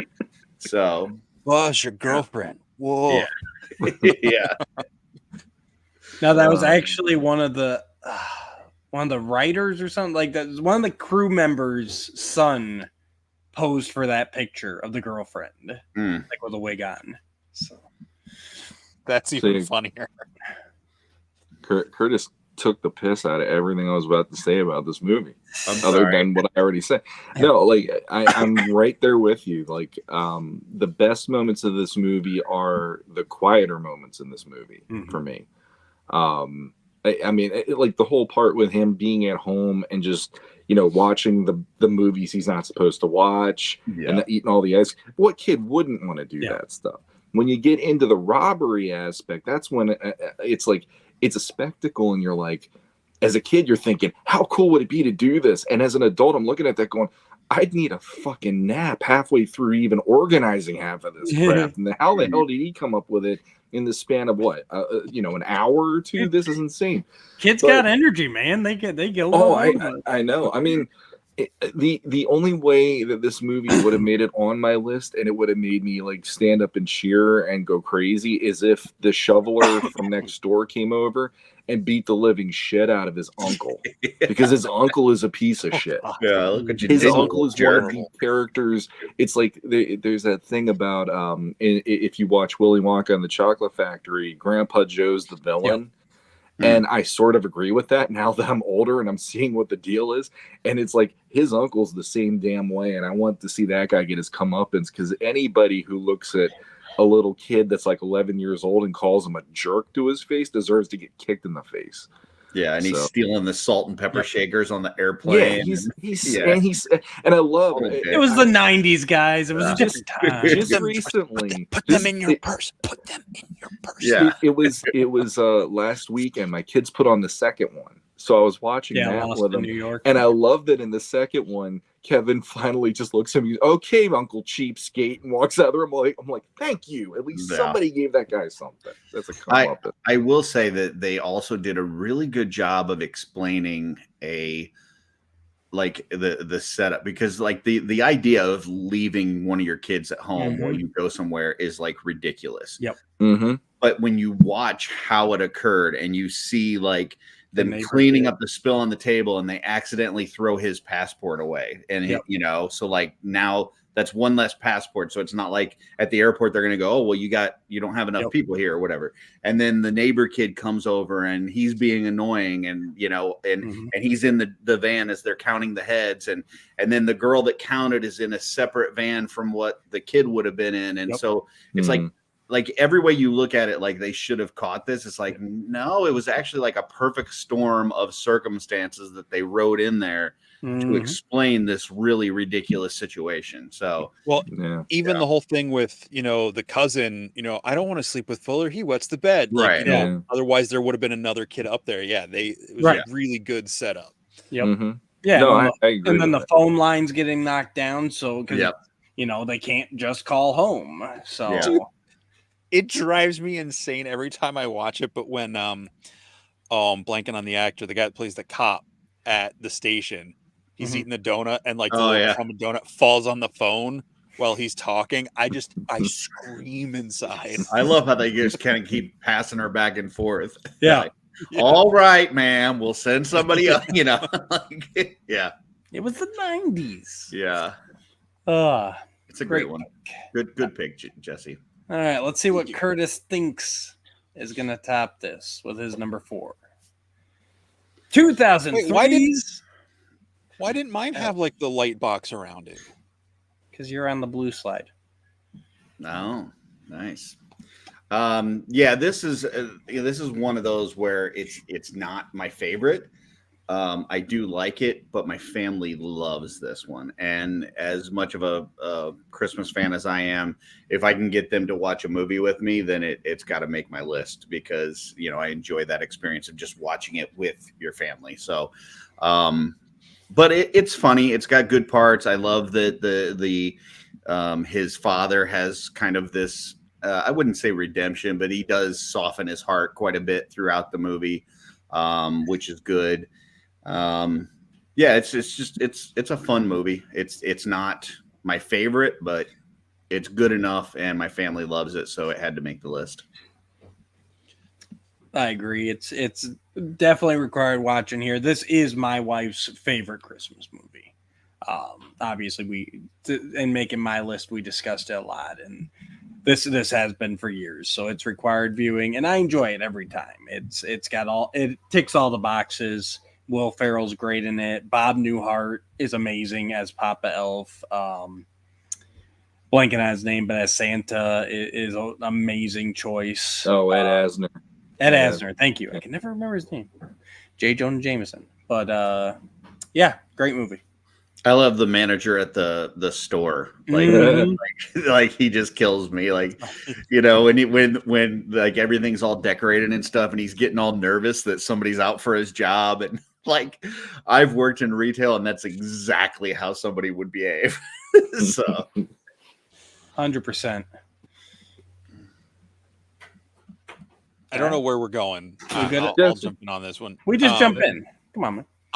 I really like this. I got to see this on like the Thursday night preview when I worked at the movie theater. The managers would have to screen each movie before they open it up to audiences. So we got to see this on a Thursday night before it actually opened.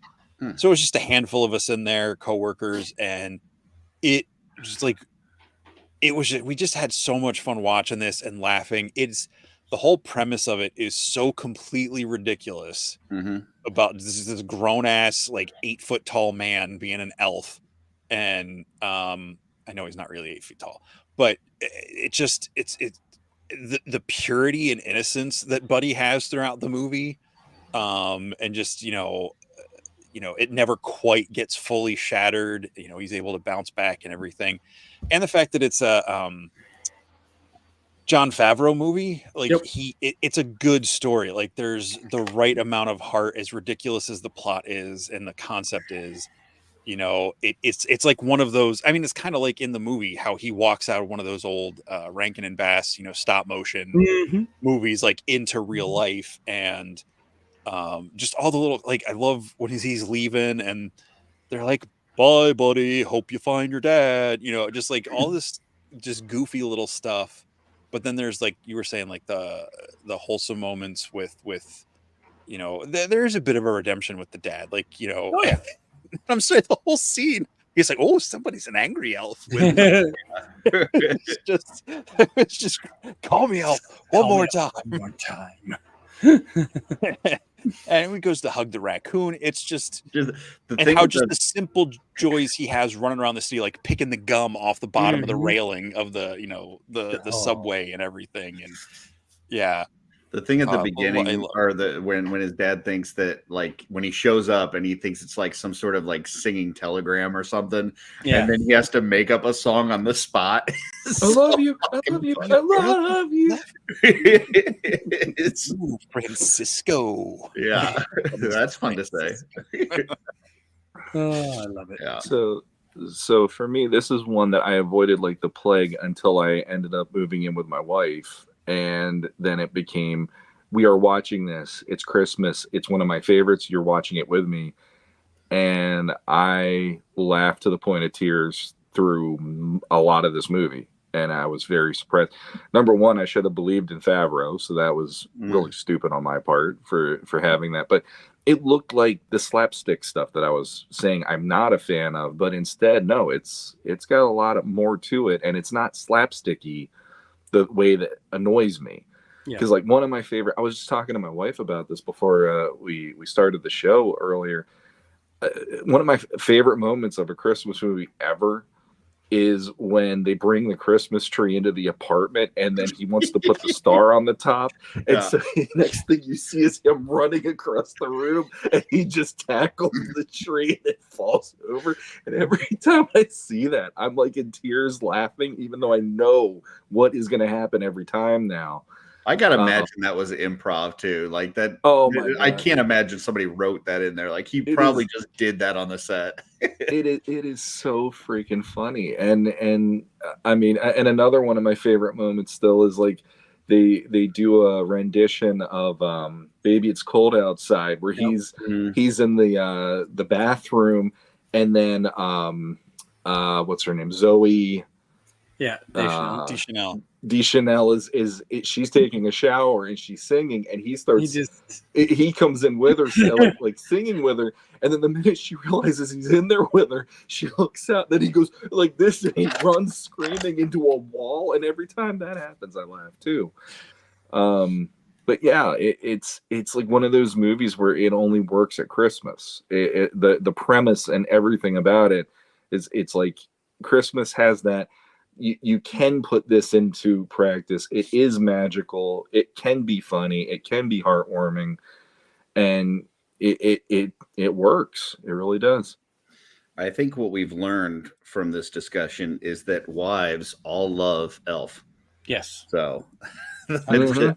Because it's my wife's I favorite just had to- movie, it's John's favorite movie, it's Dooch's wife's favorite movie. So You just have to rub that one in there, don't you? well, I'm just It's well, also your future wife's favorite movie. that's true. That's true. Oh, don't! Hey, come on! What? Like, come on, like, What's funny is this is the year my daughter's 11 and we wanted to watch this and she was like, I don't want to watch it anymore. It's not funny. And I was actually going to bat for it against her. And I'm like, oh my God, my wife has actually literally changed my life where I'm literally debating why we should watch this movie with an 11-year-old. So there you Stop have trying to be cool, 11-year-old. Just watch the Yeah. movie. You love it. Stop pretending you don't. Exactly. All right, my number 4. Had to go 89's National Lampoon's Christmas Vacation. It's a staple of the holiday season. Watched it since I was a young kid. Chevy Chase is hilarious. Beginning to end. It's a great movie. That it? Yeah. yeah. It's I'll just leave it at this is just not my cup of tea. It just doesn't do anything for me. But that's it. I lived in a house because this came out when I was still living with my parents, obviously 89, and my parents didn't watch the National Lampoon movies very much. I got to see I got to see the first one once on TV, but when this hit, I was like that was not even on the radar for my mom to take me to go see it, and then I saw it years later. And it's one of those movies that in its time, I'm sure the people that loved it and grew up on it, it's a staple. But for me, I've watched it and I'm just like, I've seen it. Okay. And then, it's like, it never grabbed me the way that it grabbed other people. It does have funny moments. I'm not going to say it's not funny, but it just, I don't know. It just never was a thing for me. Well, if you look at the promo slide from this episode, apparently I grabbed Dooch. Just FYI, but Spoiler alert.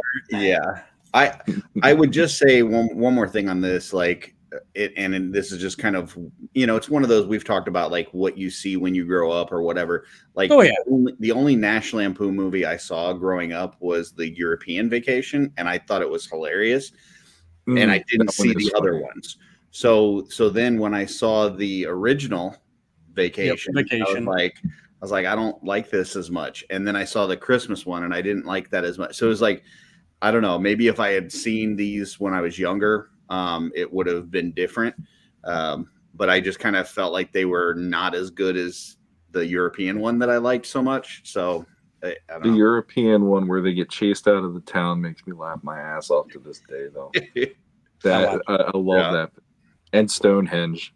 I love the just like when they're stuck in that circle and keep passing Big Ben. Yeah. The turnabout. Yeah. A roundabout or whatever. First thing I want to say is this is a blue slide and it has the light box around it. Second of all, I didn't get to see this growing up, but for some reason I can't remember who I watched it with. It was a group of friends, maybe in college or when I was home on Christmas break or something. And that environment of seeing it with those people and just laughing at how ridiculous it is and everything. Like, it's fun. It's one of the few Christmas movies I own. It's one of those movies that comes from a time period, in the 80s there where it's like, man, like he's kind of a dick. Like, Yeah. It's partially, the whole thing. It's like, oh, the dad's struggling to like make the right decisions for his family in the pool and all that stuff. But like, he's also kind of like a lecherous creep, you know? And, he always was too. And I know that's, I know that's kind of I know that's the thing, but like, there's just something, it's like hard to like attach to, like Sean has said this before, like if I don't have someone to root for in a movie, it's hard for me to really attach to it. And this one is just, because so much bad stuff happens to him, even though he's being the way he is, like that kind of, balances the equation, I guess. but it's funny. It makes me laugh. The whole thing with like the cat or whatever in the tree and like the cousin, like those people, cousin Eddie, cousin Eddie, yeah. Which is kind of like the second family, you know, the other family in Krampus again. So I feel like Krampus took elements from other Christmas movies and, you know, mixed up and made its own thing. But yeah, it's just it's one that it works for me. I usually watch this and Elf while I'm decorating my tree, which I have not done yet this year. But. Yeah, this one's more just it's a series of funny moments, and you can relate to them about dealing with the family during the holidays and everything else. It doesn't have as much of the warm and fuzzies because it's just there's not really much of a redemption. Just luckily things work out for him in the end more so. But right, yeah, it's fun. All right, we're back up to Sean. He's got 83's A Christmas Story, and I double fisted it because the first one was me now. This one is me as a kid. There was it was I want to say it was 1987 or 1988. We had just moved up to Pennsylvania probably a year before that. And I remember the one thing I wanted the most out of anything on my Christmas list, Kenner finally brought out the Real Ghostbusters Proton Pack that you could play like you're a Ghostbuster. And I desperately wanted this thing. I wanted it probably more than Ralphie wanted that Red Ryder BB gun. And it was exactly like in the movie where, you know, all the presents were unwrapped and there was no Proton Pack. And I really was like, wow, like out of everything that you got me, I would gladly say, don't worry about any of this. Just get me that. If you give me one present, that was the present. And when we got finished opening presents, my mom was like getting ready to make lunch for us and all this stuff. And then my dad he's like, hey, there's something upstairs. And we had like a crawl space that you could see into from below. He's like, what's that box up in the crawl space? And I'm like, I don't know. And I'm thinking it's something that, you know, has to do with them. Because usually he'd put like certain like tools and stuff up there when he was working on the house. He's like, well, why don't you go up and get it? And I'm like, okay. And all I keep thinking is, oh my God, if you bought me some kind of a power tool, I'm going to freaking scream at this point. I get up on a ladder, go up there, bring it down. It's in a trash bag, rip it open. And the first word I see is proton. And I was like, as fast as I could through freaking trash bag to get to this present. And this is a movie where I saw it at Jesse's for the first time when we were kids. And I still to this day remember his mom was like counting down to when it was about to be on. And all I kept thinking in my head, and this is completely no offense to Jesse, all I kept thinking was, you're going to put on some movie about like Jesus is in the manger, I guess, on this one. Because I thought for sure Christmas Story meant it was going to be a religious movie. And I knew his family were religious and all that. And there was a part of me that was like, I don't know what I'm about to get into. And I was just, then all of a sudden it's like, wait a minute, this is about a kid that wants a BB gun? I'm cool with this.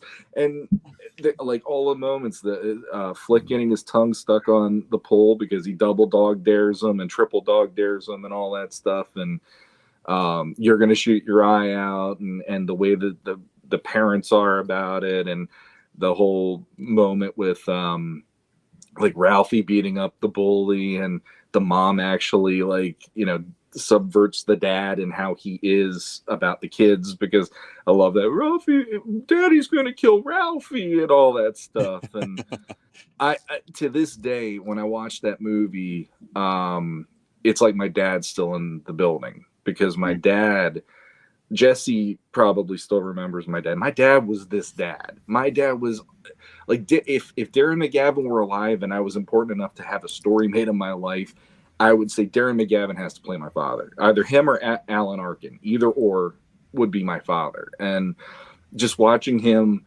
getting pissed about the furnace constantly, or the whole, you know, like, oh, fudge. And I'm like, my dad and I were exactly like that. He never wanted me to help him because he always didn't know how to deal with me and all that stuff.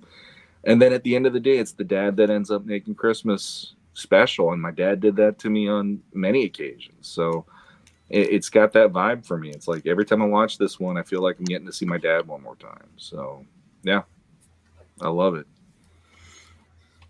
Yeah. This is to me. I mean, obviously, you got to watch this every year.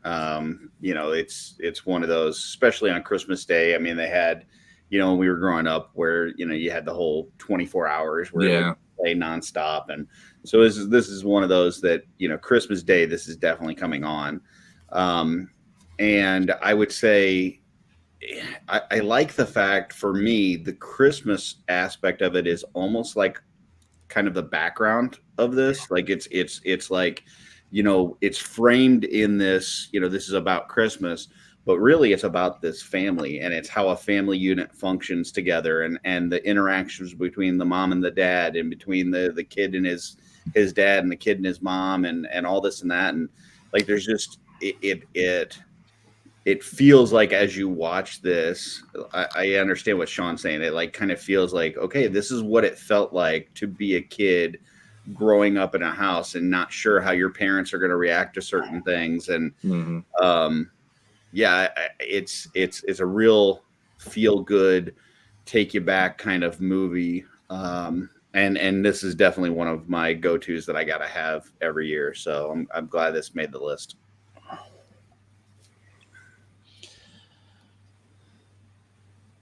I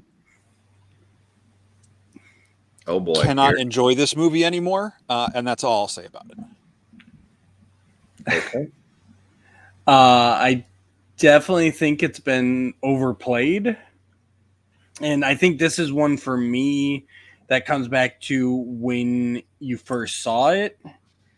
This is one that I did not see until basically it got to the point where it was 24 hours on TNT.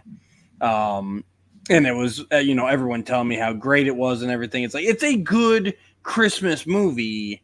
I can't watch it for 24 hours straight. Like, it's not that good. So I don't know. Like, there are definitely some great moments. I don't know if that's how you feel too, Jesse, but just that kind of oversaturation or whatnot. But it's like, I totally agree with everything Sean and Curtis are saying, and with you. Like, got to the point where I think the time I watched it with Sean was the first time I actually got to see the whole thing, like beginning to end. Yeah. But then I think within a year or so of that is when it was on 24/7, and TNT was the only station in the basement that I got that played movies. And it killed it for me. It's a great movie. I just can't watch it anymore. Okay. All right. Anybody excited to see Jesse's next pick, to see if it has a light banner around it? Because the last three have. All right. Here we go. Okay. Apparently I hate Christmas, so it's okay. If you guys haven't noticed, you're on the same background every time. Curtis has the green background with the light banner. Sean has the brown one, and Jesse has the blue snowflake, because he is a special snowflake that is unlike anybody else. And he has picked 2019's Last Christmas for his next top movie. So I feel like this one checks all the boxes Curtis was talking about earlier. It's set at Christmas time. It's got like a redemption story with someone, is kind of not a great person at the beginning of the movie. It is kind of a cheesy rom-com, but there is a lot of heart to it. There's some stuff about, family and if anyone has seen the TV series Fleabag, it's got some elements of that in there, like in the tensions with the family and everything. But I really like it. Yeah, it's all centered around George Michael's song Last Christmas, and there's I think all the music in it. Wham. No. Wham. Well, yes, but George Michael's part of Wham. But like, you gave me my heart. The very next day, you gave it away. Anyway, I actually love that song. Um, so I've got no problem. yes, that is Emilia Clarke. That is the mother of dragons from Game of Thrones. But it's one of those movies that, again, it's got a different things. She works in a Christmas store year round in this little town, like outside of London or somewhere in London. So she works in a Christmas shop with crap, what's her name? Michelle Yeoh is like, they call her Santa because she runs the Christmas shop. And but it is set at Christmas time, and I feel like it is a feel good movie. Like, there's some real emotional stuff in it. But I saw this a couple years ago when it came out, and it just really struck a chord with me. I really loved it, and it's one I watch every year at this point.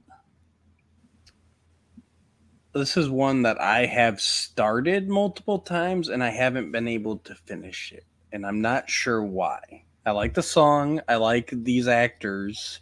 I know my wife has watched it, and she really liked it, but yeah, I haven't been able to finish it for whatever reason. I even tried again after you sent me your list. I'm like, oh yeah, Last Christmas. I've been meaning to watch that, and it didn't grab me for whatever reason. So I don't have much to say about this because I've never seen it. I've never even heard of it before. I did just see that it's on Amazon for free right now, so I'll probably check it out. Yep. But I've, like I said, I've never heard of this before. I'm right there. I don't think there's any Nazis in it, so. Well, that's good. That's good. Yeah, I'm there with Curtis. I did not know about this movie until just now, so I will say this looks like one that I would not be surprised if my wife goes, by the way, we're watching this when the kids go to bed, and I'll be like, oh, okay. But knowing that Jesse likes it, it makes me go, you know what? I'll give it a shot at least, because Jesse typically doesn't try to recommend things that drive me crazy. Yeah, I mean, the looking at the picture speaks Hallmark movie, and I don't want to watch it. But then knowing that Jesse doesn't like the Hallmark movies and recommends this makes me go, I should watch it. So I'm torn, but I mean, it's free, so I'm going to give it a whirl.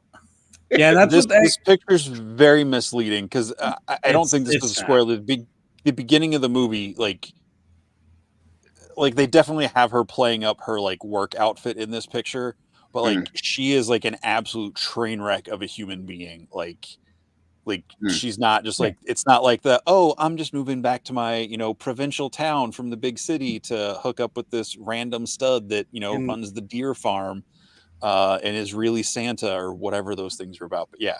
And then this guy comes along and shows her the true meaning of Christmas and changes her. Oh, wait, no, this one actually surprised me that was on your list, Jesse, because it is very Hallmark-esque. As someone who has watched many Hallmark movies and liked them, and I'm not saying that's a derogatory thing. No, I know. It definitely is in that vein.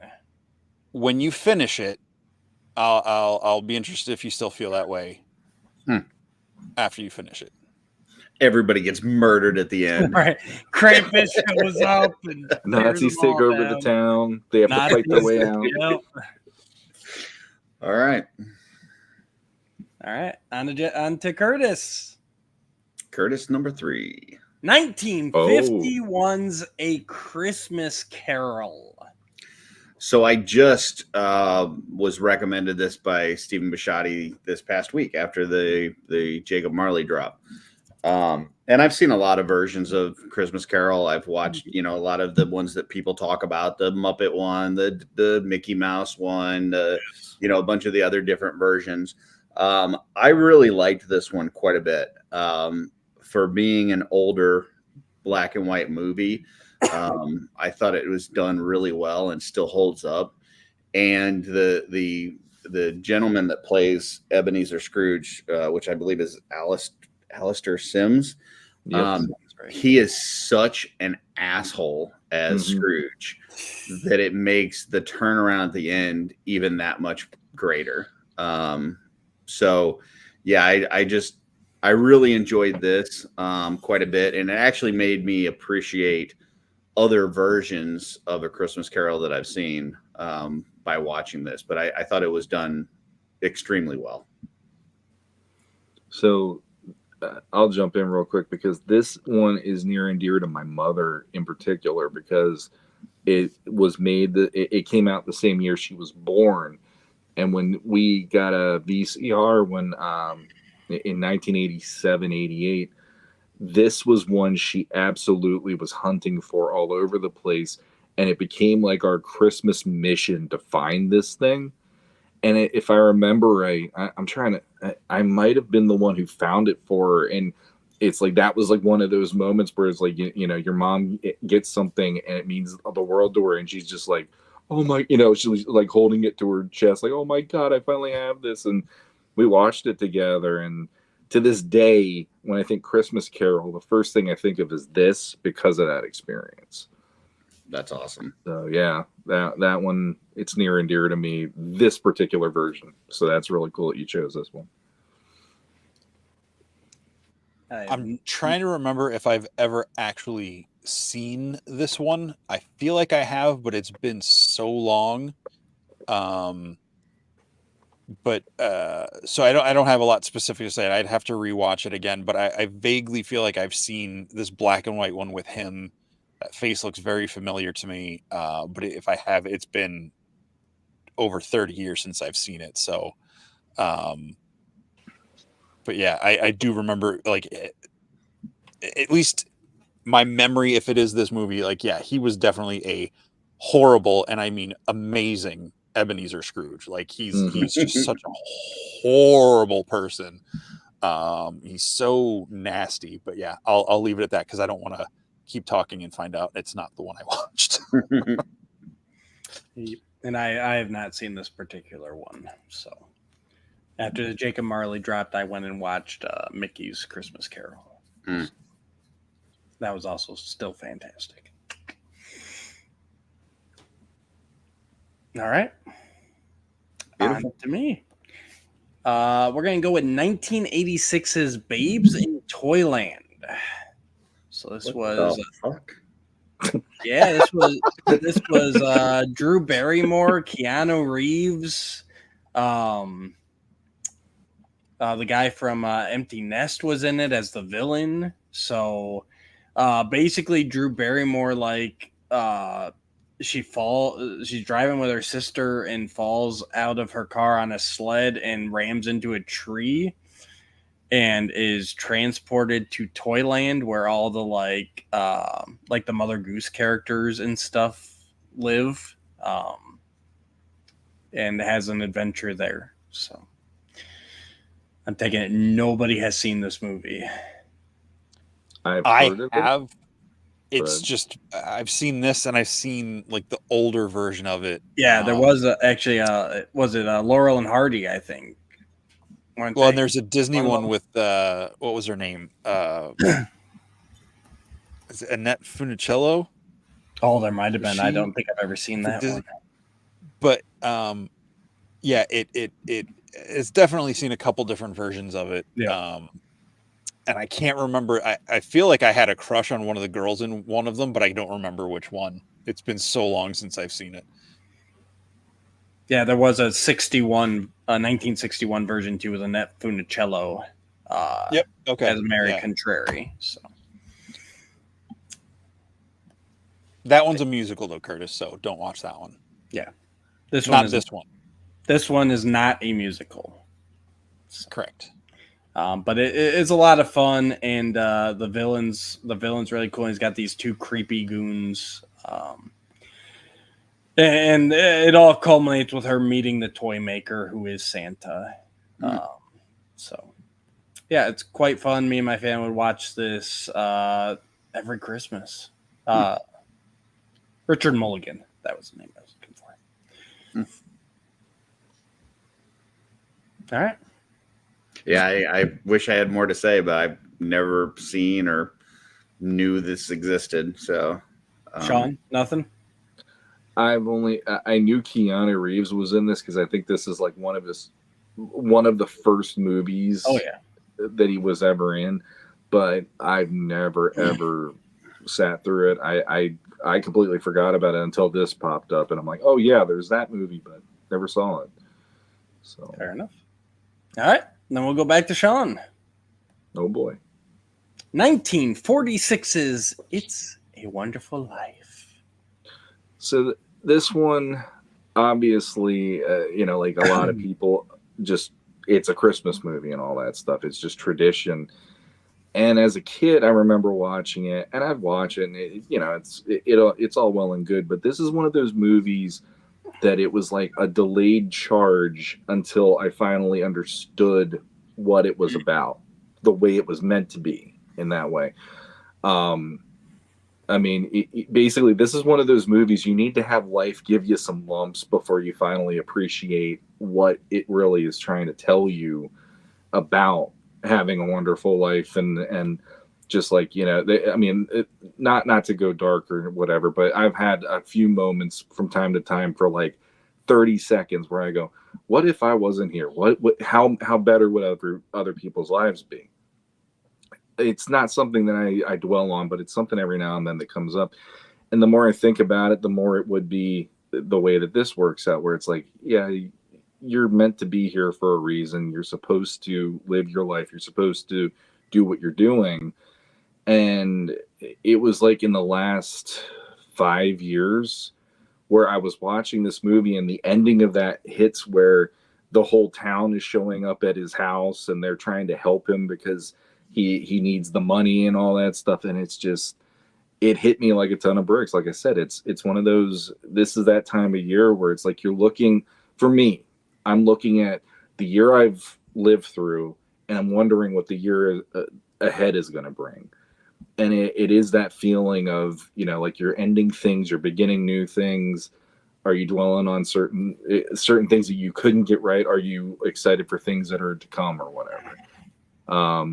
So instead of it being like a tradition movie to me, it opened my eyes to the point of the movie as I've gotten older. And it really does make me appreciate that this is a movie in the Christmas season that does go dark, but by the end of it, you're seeing why you had to go to that darkness to come out the other side and appreciate things.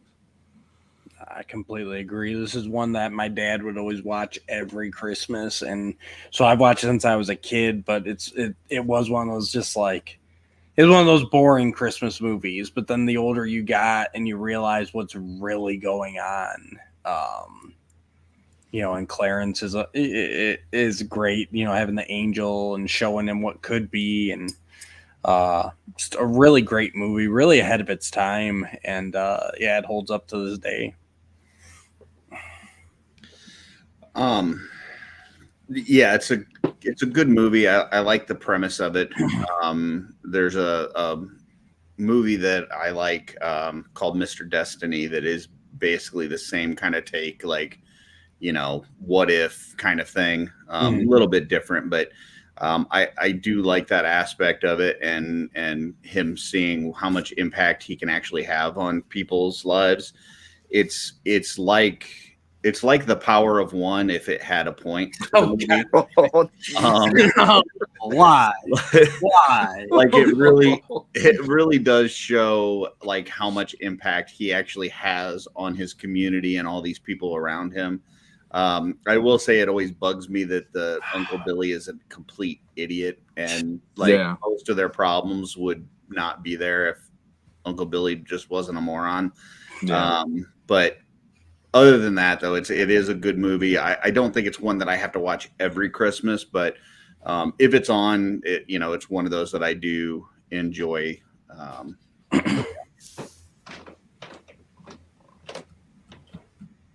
Jesse, anything? Sorry, is Curtis done spewing hate and vitriol? Not hateful. I'm just, it's just my take. I'm gonna throw out a hot take here. This is not a Christmas movie. Oh, but shoot. It is one of the best movies to watch at Christmas time. You got to defend it. You can't throw out a hot take and not defend it.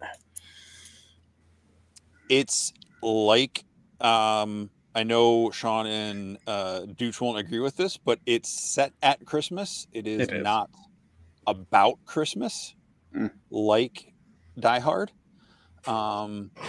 It is. It has a lot of the hallmarks. It has a lot of the boxes. You know, the family coming together. You know, the redemption. There is a lot of that, and it does have a little bit of that Christmas magic in it with the angel and everything. But it's arguably not a Christmas movie until it got put on TV every year at Christmas. It was not intended to be a Christmas movie from the director. But like I said, that said, it is probably one of the absolute best movies to watch at Christmas time. I absolutely love this movie. I think it has an amazing message. I agree with everything Sean and Dooch were saying about it. Not me. Yeah, Well, no. No, he doesn't. I said agree with you. everything. I agree with some of the things Kurt said. But no, I think it's a great movie. And it is definitely one that I didn't actually watch this until maybe not even 10 years ago. And yeah, it definitely moved me to tears. It's very impactful, very, very powerful movie. Like I said, I don't consider it a Christmas movie, but it is on my, it is on my shelf of Christmas movies because the only time of year I want to watch this is Christmas. Yeah, I would, you know, surprise, surprise, I would disagree with Jesse on this because I feel like this is kind of the same as Christmas Carol, but without like George isn't an asshole beforehand like Scrooge. He doesn't turn things around. But what he does do, like Scrooge, is at the end, like Scrooge realizes the impact that he can have on others and that he could help make people's lives better. And I think that's what George has in this. And I think that is like very Christmas to me. It culminates on Christmas Eve.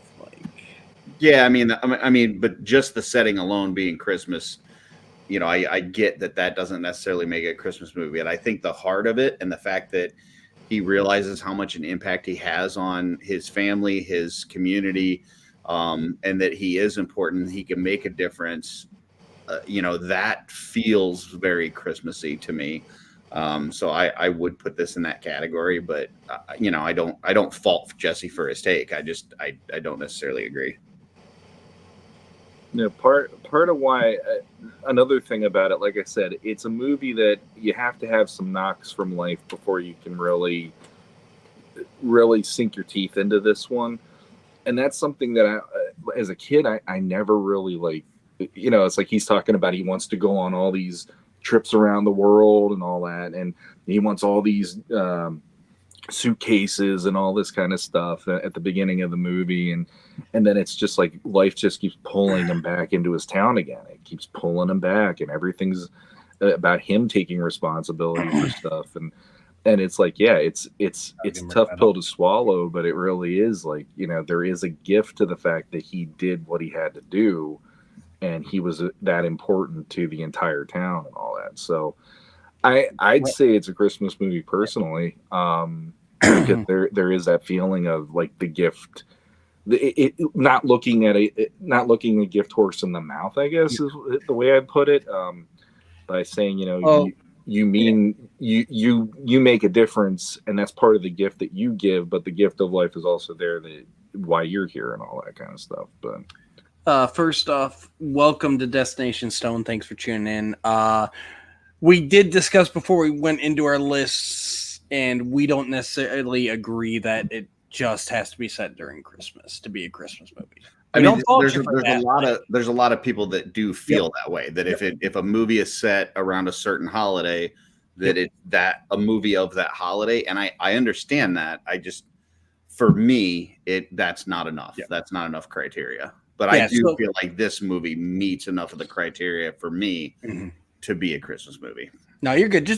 I was just saying, destinations, so you make sure to check out the replay, because we did have quite a good discussion earlier about that. But yeah, it's open to everyone's interpretation. We don't shit on anyone's opinions, except Curtis shits on Jesse's. But other than that, I do not. I like Jesse's opinion, and I'm even going to watch one of his movies that he recommended.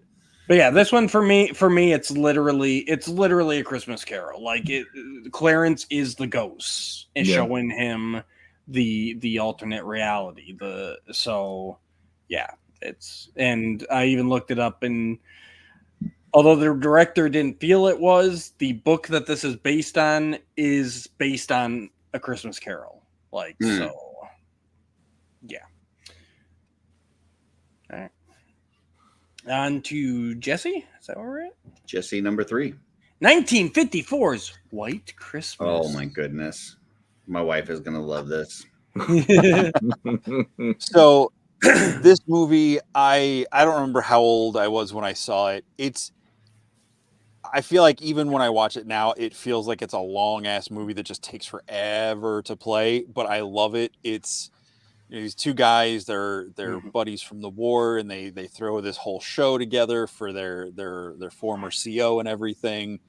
And it's set at Christmas. It's all like a Christmas presentation, but the fact that they're pulling all these guys in together to help celebrate this guy, and then there's the whole scene where they mimic the girls' like sisters routine where they're dressed up like them and everything, just cracks me up. But yeah, this is just, one of those movies where it was just all extravagance. It was all singing and dancing, like that period of Hollywood where it was just make this as much of entertainment as possible. And it just, by the time it's over, I just feel good and happy, and, hot chocolate and cookies and snowing outside and all that sort of thing. Just good times.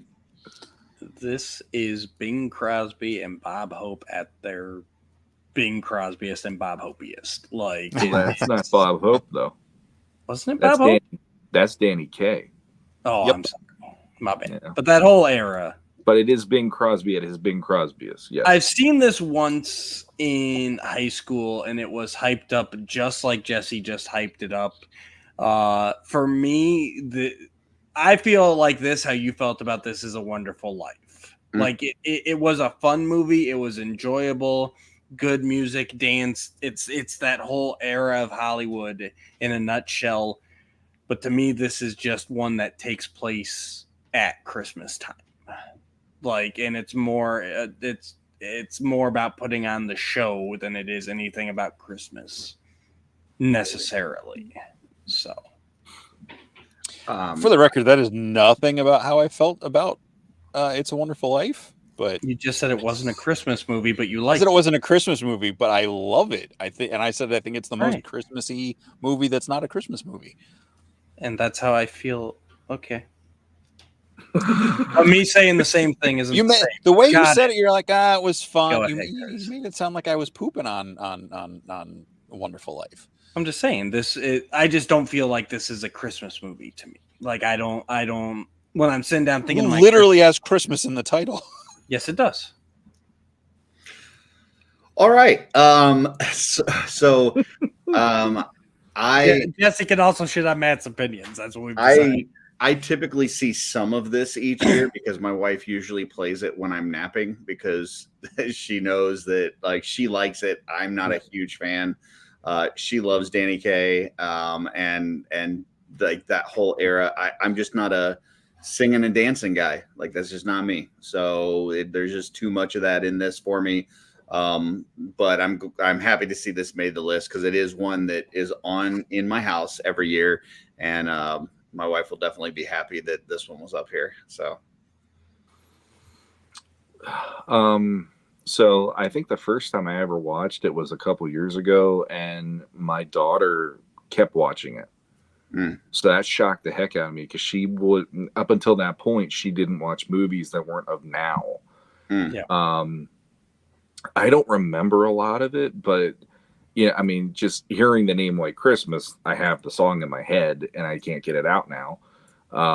So yeah, I mean, this is where it came from. And that's it's one of the 3 or 4 Christmas songs that every time I hear it, I'm usually that's one of those, I sink into the Christmas season with that kind of song, like that one. And, what's the one that, crap, I can't think of it right now. Have Yourself a Merry Little Christmas. Oh. That one, that one's in Meet Me in St. Louis. But yeah, I don't have anything against that. I don't remember seeing it the whole way through, but the song is definitely killer because it's tradition at this point. So, I mean, it looks like the chat's with Jesse on this one. So, And again, these are my favorite. Like I'm not expecting anyone to hold them in the same regard. It's just, again, it's one I saw with my mom, like Patrick saying, and it just landed at the right place, the right time. I mean, I haven't seen this whole list, but I think if it goes the way I think it's going to go, which is that we have different movies throughout, I think it's pretty amazing that we'll end up with 20 movies on here that they could all be considered top Christmas movies. Like that's to me, that's what's so great about this season, is that there's so many good Christmas movies that you can watch. And man, I spend the whole month just watching these nonstop. So yeah, it's great. Right. On to Curtis's number 2. You got the 1947, specifically black and white, not that colored in version. Miracle on 34th Street. Yeah, and there's a 1994 version of Miracle on 34th Street that's also really good. I really strongly considered putting both versions in my top 5 because I do watch both versions every year, and I like them both. This one is really special for me. I do remember watching this a lot with my mom as a kid. I thought it was just a really good story. It's just, they like this Santa goes in there and starts doing things that make all these like retailers like think about how they do business and making it about people and this kind of thing. And then the way that the little girl kind of turns from this child who's been, taught not to believe in fairy tales and not to use your imagination and just really grounded in reality and not enjoy things, is able to start to change and believe. And her mom is able to start change and believe. And then the whole trial, like the whole courtroom trial that, trying to prove that, this man is Santa Claus. The whole thing is just amazing. I love it. It makes me happy watching it. Like I just enjoy the whole thing. My number 1 that's going to be on here, I'm not going to reveal what it is right now, but I will say the number 1 that I have is more of a kind of a family favorite. But this is one that I watch pretty much by myself every year. Like I just watch it when, pretty much nobody else is around. And I'll watch, both, like I said, this version and the 1994 version. And I just love it a lot. I can't say enough about how happy this movie makes me. So.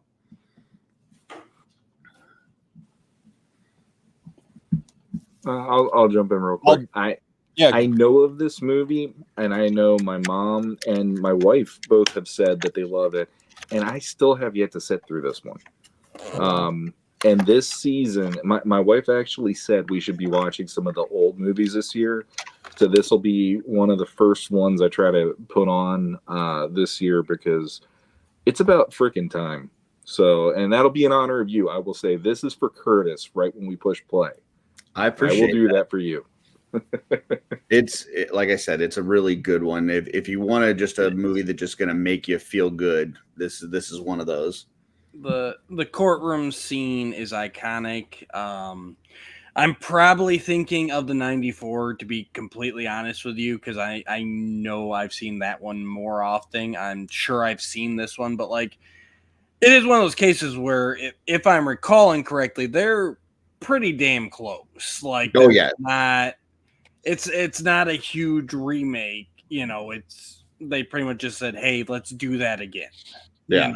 So but yeah, it's iconic. It's a classic. So I wouldn't say it would have been in my top 5 regardless, but it's definitely a top 10 just because it's another one that was always on growing up through the holiday season. It's got a great message, and I don't think any spoiler alert, but like he literally has to go to court to prove that he's Santa, and it's that whole, you know, the power of belief thing in Elf to like 100. So it's a good movie, very good.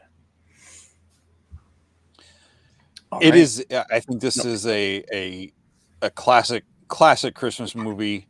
I agree with everything Curtis said. It's one that it's hard for me to go back to because it had such an impact that I try not to water it down. There are a few movies like that that I hold in such high regard that I can't watch them a lot.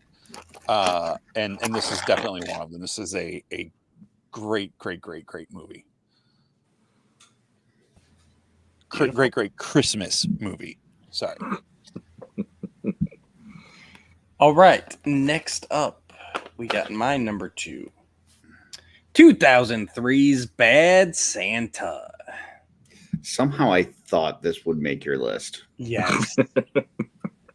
And this is one I actually held off on watching for a while. And then when I finally did, I'm like, why have I been sleeping on this? It's definitely, you know, it's obviously it turned up to, you know, you're looking at the drunken mall Santa and everything, you know, and they're casing the joint, but then at the end of the day, you know, he meets the kid and takes him under his wing and stands up for him. And at the end of the day, it's got a redemption arc in it, up there with any of the great Christmas movies. So it's ridiculously enjoyable through and through. It's a great Christmas movie, and it's funny as hell. I crack up every time I watch it. Yeah, I mean, it's for me. It's, you know, it's a good movie. I don't have any knocks against it. It's not one that I would put up there in my top that I've got to watch every year. But I have no issue with it, so I'll just kind of get that out of the way because I don't really have anything great or terrible to say about this. So. I've never seen it. I've never seen it either. Wow. That's crazy. You guys got to watch it. It's hilarious. That's embarrassing. Yes. I have a number 2 up there and people haven't seen it. Oof. Yeah, embarrassing for them. They're missing great cinema. I don't. You can't say it. You can't say it isn't if you haven't watched it. So it really is, guy. In all honesty, it is. It's very funny. It is heartwarming at the same time. Like, it's much more than like I said, I slept on it for a while thinking it's just going to be, you know, a bunch of lowbrow humor and whatnot. And there is that, don't get me wrong. But like at the end of the day, it's got a really good message. And, you know, Billy Bob's Santa character goes through a lot and comes out a changed man. So, All right. On to the ones. Number ones. Here we go, Mr. Sean Scavarna. Your number 1 Christmas movie. 2003's Love Actually. Yep. So this was one that a lot of people, when it came out, go, you need to see this. They could see me enjoying it. And I'm usually, Jesse knows this, usually I'm like, oh God, like, do I gotta really? Because I don't like people forcing that on me. It drives me crazy.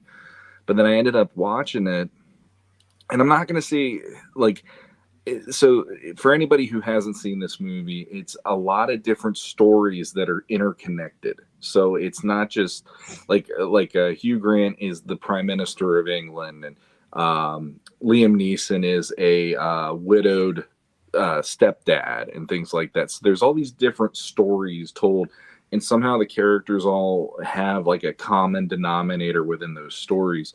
Some of the stories are not as memorable or not as interesting or not as fleshed out.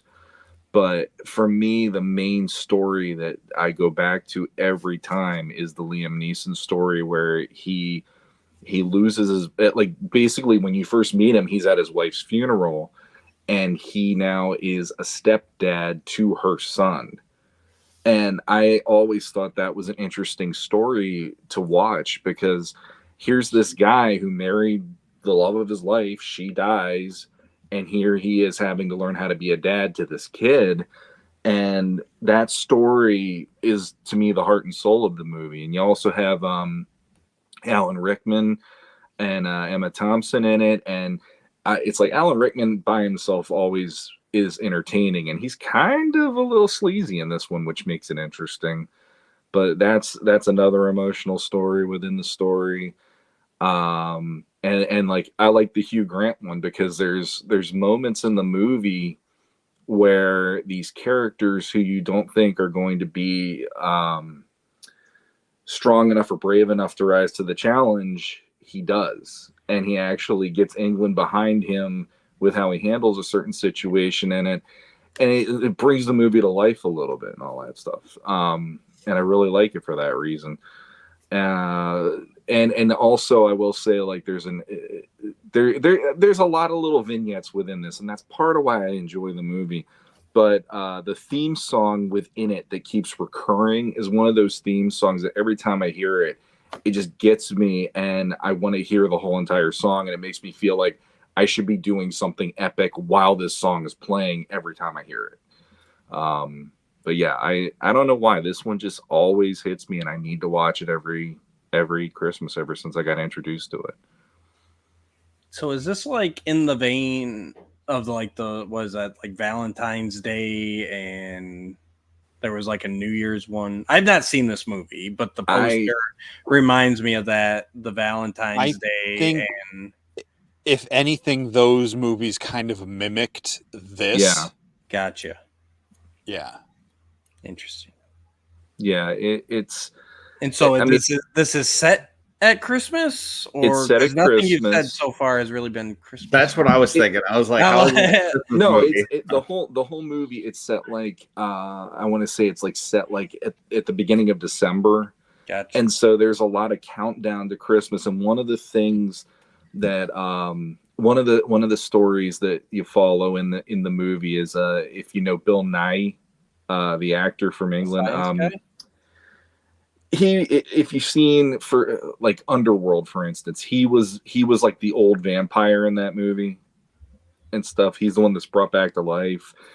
I'm trying to think of other things. He's mostly a British actor, but Shaun of the Dead, Pirates of the Caribbean. He was Sean's the guy on the stepdad in screen Shaun in of the Dead. middle at the bottom.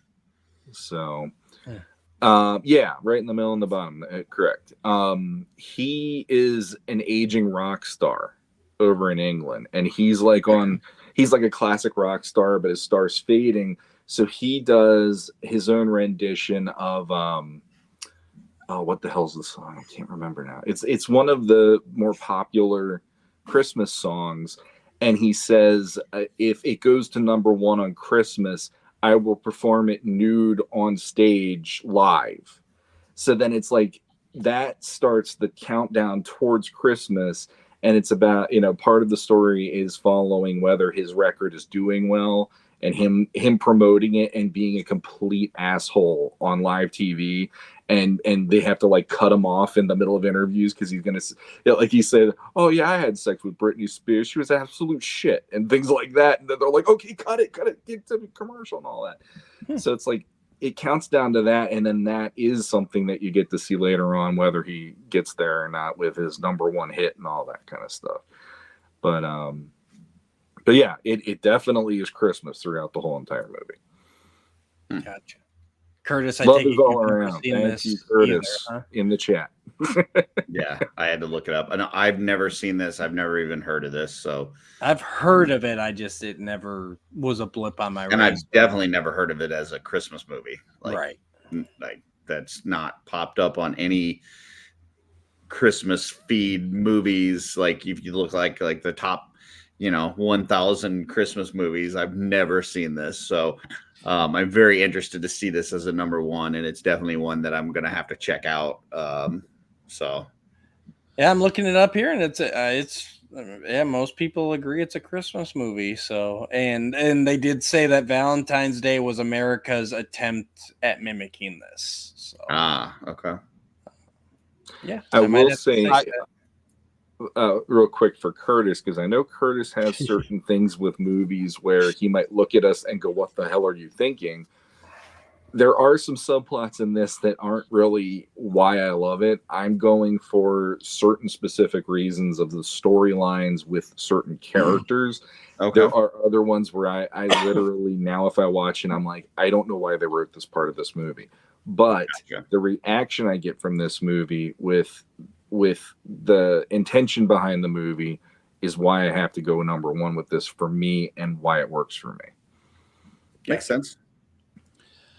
I love this movie. It didn't make my list because I don't consider it a Christmas movie, but I really love this movie. It is probably more of a Christmas movie in overt visual setting and storytelling than It's a Wonderful Life, but A Wonderful Life has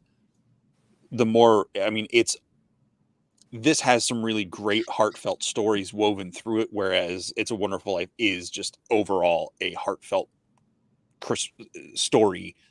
And like Sean was saying, there's definitely some of the plot lines that are just like, I could have done without that part.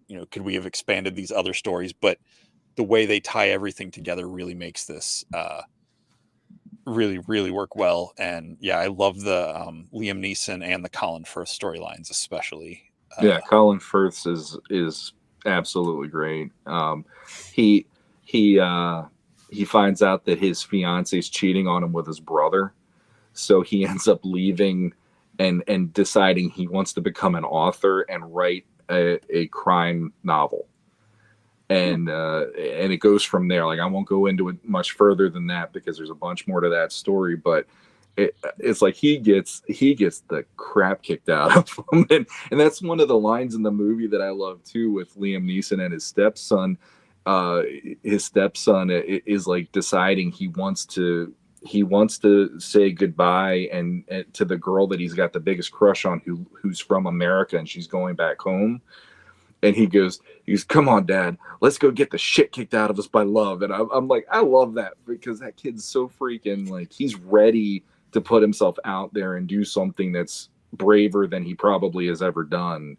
And his stepdad is right there going, "Let's do this. You need to do this." And he's trying to be a positive influence to get this kid to at least admit to the girl that he cares about that, he likes her and stuff. I mean, it seems like there's a lot of people in the chat that are with you. I'm just surprised that I've never heard of this in relation to, I mean, I've heard the title of the movie. I never heard anything about what it's about. And I definitely haven't heard it in context with Christmas. So definitely one I'm going to have to check out. Agreed. Just the fact that this many people are talking about it in the chat is blowing my mind. I thought people were going to start laughing their asses off the minute they saw this. So that makes me really happy. I was surprised, but yeah. Yeah, I mean, I had to put the slides together, and I'm sitting here like, really? Love Actually? Like, I'm like, oh, generic rom-com, sure. He's like, "That's your number one." And I go, "Yeah," and I stuck by it, but I was also like, "Oh." Well, and that was also because you sent them the list. I sent them in chronological, not in descending, or I sent them not ascending, I should say, or whatever it was. So, anyway, yeah, great movie. On to Jesse Arnold's number one. Number one. Will it have Nazis? Will it have white saviors? Oh my God! Let's find out right now. Will Jesse want to do the next episode? It is 1991's Opus and Bill, A Wish for Wings That Work. Yep. This is an animated Christmas movie based on the Bloom County comic strip from the newspapers. Opus the Penguin, Bill the Cats. I fell in love with this. It was years after it came out that I finally saw it. They made a Christmas movie. Yes. This is it. Opus is a penguin. penguins don't fly. So his whole wish for Christmas is wings that work, because he wants to be able to fly like, like Noble Eagle, or the, all these, the different birds that can fly and all these things. So it's like him, pining over wanting to be able to be like a real bird kind of a thing. And, it's one of those movies where, I don't want to spoil it, but, the characters find out, there's probably more to them if they just believe in themselves to contribute to the people around them than wanting to be these bigger, better things, and just coming to grips with who you are as a person. And I really love it. It is definitely a Christmas movie. Santa is in it. It is all about Christmas time. He's on the cover. But yeah, I absolutely love this movie. It's weird. It's quirky. It's not going to be for everybody. But I love this movie because Bloom County, that comic strip, was a kind of gateway into my imagination as a kid. My brother Joe had these like the collection books of the comic strips. And even though I didn't really understand like the political and, timely jokes that they were in the 80s, there was something about these characters, because like the animals in this town actually talked to the people. Like there was people in the town, there was these animals, and like they just acted like other characters. They just happened to be animals. And it just really unlocked something for me as a kid with storytelling and imagination and creativity. So finding there was a Christmas movie that was original, it wasn't based on any of the comic strips, it was its own thing. Just really, really just holds a special place for me. And I don't think there are any white saviors or Nazis in it. So those things are off. This should be fine for you, Curtis. And I don't think there's a lot of singing either. I never knew this was even a thing. Yeah, I would say that Jesse's list is pretty genius, actually, because it's impossible to criticize a list when you've never heard of any of the movies. So yeah, it's another one that I'm like, I have no idea what the heck this is. It's going on the list because I can't know of a Christmas movie and not see it. But yeah, I mean, okay. I don't know what else to say about it, but it sounds good. I'll try it. I mean, when you sent me this, I did the same thing. Like I vaguely remember the comic strip, but then obviously in grabbing pictures for all these, I saw some shots from the movie, and there's a couple of them where I'm like, I know I've seen. There's one where he's sitting there like writing a letter, I assume, to Santa, like. So I've seen this before. But I have no memory of it other than the little tingles that are unlocked by seeing, still frames from the movie. So yeah, I'm going to have to check this out because it might be hard to find. I don't know if it's on any. Curtis looks like you might be looking it up right now, but I am. I'm sure it's somewhere. If nothing else, YouTube. Well, it's only probably. 24 minutes. I can tell you that.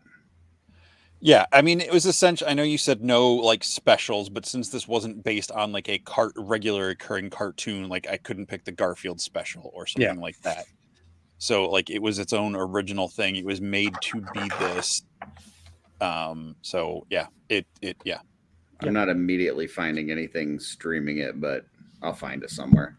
So, okay. Sean?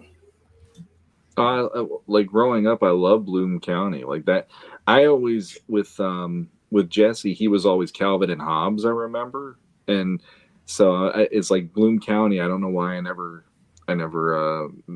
put two and two together with that. This was one of those comic strips that I always thought was like, it was funny. I would laugh pretty hard reading some of those even when I was a kid. And the artwork was always great. So the fact that there was a special or something done is kind of blowing my mind right now, because I'm like, why did I miss this? Or how did I miss this? Because I would have sat through this. Well, that's the surprising thing for me. Like, I consider myself a lover of Christmas movies, and I watch them nonstop every year throughout the month of December. So the fact that multiple of you guys have had stuff on this list that I've never even heard of, like, is blowing my mind. Like, we're only listing 20 movies, and they're our top 20 movie. So I figured 5 of them there's are gonna be a yours. lot of, yeah. Well, yeah, but I figured we were going to have some repeats, or at least some movies that it's like, oh yeah, I considered that one. Like, you guys are throwing out stuff that I've never heard of, and it's blowing my mind. So I did drop a link in the chat. YouTube has a supposedly HD copy of it. Cool. So, Oh, cool. Check it out. Beautiful. All right, now it is time for Curtis. Mine should I not know be a what this surprise. is. Yeah. This is a highly kept secret. Yeah. No one is going to see this one coming. It is 1988 Scrooged. Yeah, this should not be a surprise. I talk about it every year. I've talked about it on this show before. Me and my family love this movie. We watch it right after Thanksgiving every year. We watch it multiple times throughout the holiday season. And then usually Christmas Day, this thing is playing pretty much nonstop, throughout the day, like just kind of as background. I've recently with the the release of the Jacob Marley figure, I've been digging a lot more into the Christmas Carol like lore. I watched The Man Who Invented Christmas, which was really good. Watched a bunch of different versions of the Christmas Carol. I've even read some things. Yes, I read some things. And it all of it just makes me actually appreciate this movie more. The way that they took that story and updated it. Now I say updated it for 1988 because like one of the gifts in the movie is like a high-tech VHS recorder. Okay, so it's like looking at it now, it doesn't look up to date, but for the time to take that story and kind of update it and make it relative to 1988. And the way that they did it works so well. Bill Murray is fantastic in it. Bobcat Goldthwait is hilarious. And the speech that he gives at the very end of the movie when he's finished The Last Ghost and he realizes that it's not too late. He can change things. He can be a better person. And the speech that he gives at the end, I cry pretty much every time. Like it, and my understanding a lot of that was improv by Bill Murray, but it basically talks about how it's never too late. Like you can be a better person. You can choose to do things differently and be the person that you think you can be. And, that it doesn't have to be one time a year. You can choose to do that your entire life and be that person to care for others. And man, it gets me. So yeah, I don't know much more to say about this other than I absolutely love it. And I love that it's become like a family thing with my wife and kids. So awesome. I'll go. I watched after Curtis wouldn't shut up about this last year. I finally watched it. It's one of those ones. No, I say that in all jest. This came out in '88. I didn't live in a house that had a VHS until 1989. So, that just, in the time period when this was coming out, like that was still, I mean, it wasn't probably as exclusive as it seemed at the time, but, didn't have one. So, and this was just one, I think because of the ghosts and the scary, and it was played up, it just was one that never quite landed on my radar as one to watch as a kid. And it just slipped through the cracks, growing up and going to college and everything. It just wasn't one a lot of people talked about in the circles I was in. So when Curtis was talking about how much he loved this, I watched it last year, and it's a lot of fun. Like I did enjoy it. It's great. It's a little, I'm not trying to tear it apart, Curtis, because I do like this movie. The whole fact that they're doing like the whole Christmas Carol story in the production and he still doesn't get it, like that sits a little weird to me, but I know that's just me overthinking it. But yeah, it's a great movie. Bill Murray's great. It's I can't remember. There's something with his assistant, and like, doesn't she have like isn't his assistant the one with like the Tiny Tim type son? Yeah, Like there's a couple really funny moments. I feel like she's got a kid that has his father was killed, and so he hasn't talked since his father died. And so he's mute. And then at the end, he delivers the line, which is the "God bless us, everyone," and that fucking waterworks, man. It's just like, but the way that they incorporated some of those things, like the Tiny Tim, like that, like they don't have somebody that's named Tiny Tim. They don't have a Bob Cratchit. Yeah, they don't have the Jacob Marley. Like, they don't have those names in it, but they incorporated those characters in some form or fashion into the movie, and I think they just did a really good job. So there was actually a nod in Spirited, to go back to the beginning, where they're showing like how they reform one person every year. Well, Curtis, I don't even know if you made it this far, but in the Spirited movie, they talk about how like every year they pick somebody to try and redeem, and they've got like a like on the wall, like kind of employee of the month style pictures, and they have Bill Murray up there. That's funny. So it's like, Spirited kind of takes place in the same kind of universe where it's like every year we pick somebody, and so for 88 it was Frank Cross who they got together and the ghosts worked to redeem him. And after watching all the versions that I've watched over this past week of A Christmas Carol, I think that this one does the thing that this one does better than the others, in my opinion, is it really shows you where he got off track. Like where would that moment was where he, was a good person and things started to go the wrong way. And he started to put priority on things in his life that he shouldn't have. And I think that moment for him to see that and realize it and start that, waking up, as it were, it makes it, I don't know, the impact is a little bit more, in my opinion. So this is one that I just watched this past week for the first time, like Jesse, because you kept going on about it. It's one I never watched. The family didn't watch it. And I've seen everything else Bill Murray, but for whatever reason, this one just kept flying under the radar. And it was enjoyable. It was a nice update.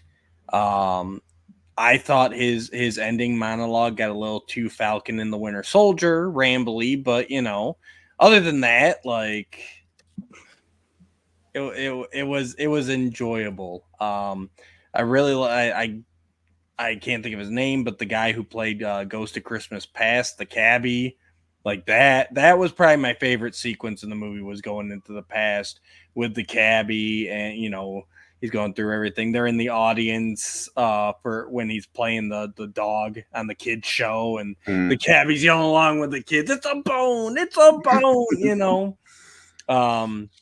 But yeah, lots of big. I like the absurdity of the Christmas Carol that they were putting on. TV Mash's Jamie Farr, and what's her name? The gymnast as Tiny Tim. Mary Lou Retton. Mary Lou Retton. Thank you. Well, you can't even see her nipples. Yeah, I can barely see them. Yeah, see, look, they can barely see them, and they're really looking. Charles Dickens would want to see their nipples. It's very quotable. I can see why you love it. It was a good update. I enjoyed watching it. Awesome. Yeah, this was one of those that my wife grew up with, and I didn't. So again, she was like, we need to watch this one, and we watched it last year, and I liked it. I mean, I'm one of those people typically. I don't go for like the artsier version of him the way he is now. I like more the 80s into 90s version of Bill Murray.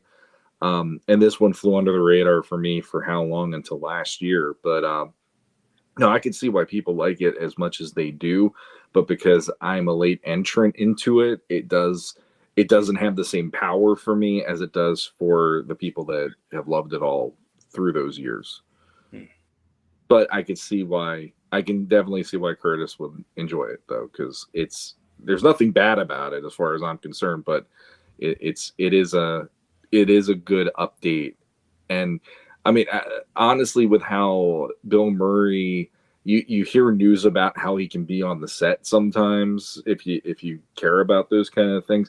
And there's an element of like, I could see like he's probably not pulling some punches doing this role either in that way. It's like it does have some genuineness to him being that guy at points. So yeah. And I would like to point out for the gifts. So he had to choose between giving somebody the bath towel or the VCR. Mm-hmm. So just you figure bath towel, $20 tops. And a VCR in 1988 averaged around $300, which would be $780 in today's money. So, wow. Pretty good gift if you got that VCR. Yeah. Mm-hmm. However, he did say mostly towels. So yep, including his only brother. Only brother. Oh, and that was a fun fact too, because I'm sure you guys already know this, or Curtis already knows this, but because I looked it up, because the dad looked a lot like Bill Murray, but at first I thought they were going to have Bill Murray play his own father, and they didn't, but he looked much like him, so I looked it up, and actually this movie features all 4 Murray brothers are in this movie. So I knew yes, I think the 4th one, because I know the one that plays his brother is one of his brothers. The one that plays his dad is one of his brothers. And I think his other brother was one of the ones at the Christmas party. So, I thought it was the like playing the Trivial Pursuit and stuff. Yeah, at his brother's Christmas. Yeah. Yeah. Yes. Yeah. Yep. You got it. SS Minnow. SS Minnow. Yeah. Is he watching? All right, and somehow I'm up last. Number one for Duke. You guys all had a lot of great movies. I had to get this one on the list because it is just a classic, and that is 1994's The Santa Claus. Tim Allen, Judge Reinhold. Very, very good movie. I remember seeing that. We actually saw this in theaters. Got the VHS when it came out, and it became a yearly watch. Tim Allen ends up accidentally killing the old Santa Claus and has to take over for him. And he doesn't really, though. Like, they say that, but all he does is shout at him, and the guy falls. He knows what he did. Really, I think the dude actually jumped because he was sick of being Santa. He's like, all right, this is what happened to me. Now it's your turn. But yeah, you in my opinion, you can skip the 2, 3. I haven't even seen the clauses. Like, just watch this one. The original Santa Claus. It doesn't need to be a big universe. Jack Frost, all that, but this one movie, it's got Tim Allen playing the corporate minded. He's lost his family, his wife's remarried, he's lost his way, and he has to take up the role of Santa Claus, and in doing so finds a way back to the man he was and has a better relationship with his son as a effect of that. I mean, any movie that they can fit in the term weenie whistle, I mean, I'm in. So, this actually almost made my list. It's one that's definitely in my top 10 that I do need to watch each year. Yep. I really enjoy it. I love the elves. I love Judy is amazing. The elves that they send in, like kind of as the Navy SEAL type elves that have to go in to help out and stuff. When he after the first Christmas, when he starts gaining all the weight and growing the beard and stuff, I really enjoy it. It's a good watch. I don't know that I've seen the other movies. I would be willing to give them a shot, but this is definitely one that almost made my list, and I'm glad to see this up here. This is a good one to finish on. Yeah, it had to be up here. Jesse's probably never seen it, or hates Tim Allen, or both. Neither of those statements are true. Okay. I have seen it. I don't dislike or hate or even dislike Tim Allen. This is one of those types of movies I was talking about before, where it's just the over synchronicity of the Christmassiness of it is kind of what loses me in it. Santa was just never a thing in our family, so a whole movie about someone becoming Santa Claus just wasn't. It just, like, it's funny, it's an enjoyable movie. It's just not one that I feel like I've seen it a couple times when it came out and when I was a kid, and plus I was high school age when this came out, so it just didn't work for me. But I totally understand why it would be on someone's top list for sure. Jesse, to me, reminds me of the little girl in Miracle on 34th Street. That, like, I don't blame Jesse for how he thinks and feels, but it's one of those where I feel bad because, like, the girl in Miracle on 34th Street, like, her mom won't let her, like, be a kid, like, and enjoy the imagination of the holidays and this and that.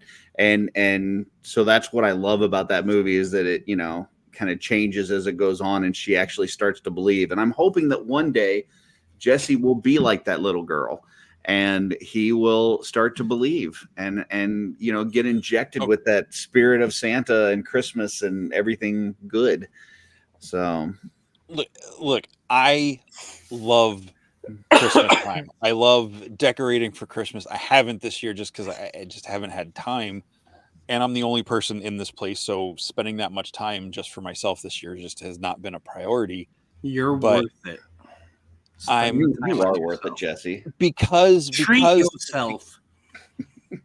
Okay, I'm treating myself by not putting in all the work and just enjoying the few Christmas things, like my little goat here from my buddy Mark and his family. Totes my goat. Yep. And look, and I don't want to go on like some rant here because I have to go to bed because I have to get up in like 2 hours to drive to ToyCon in the morning.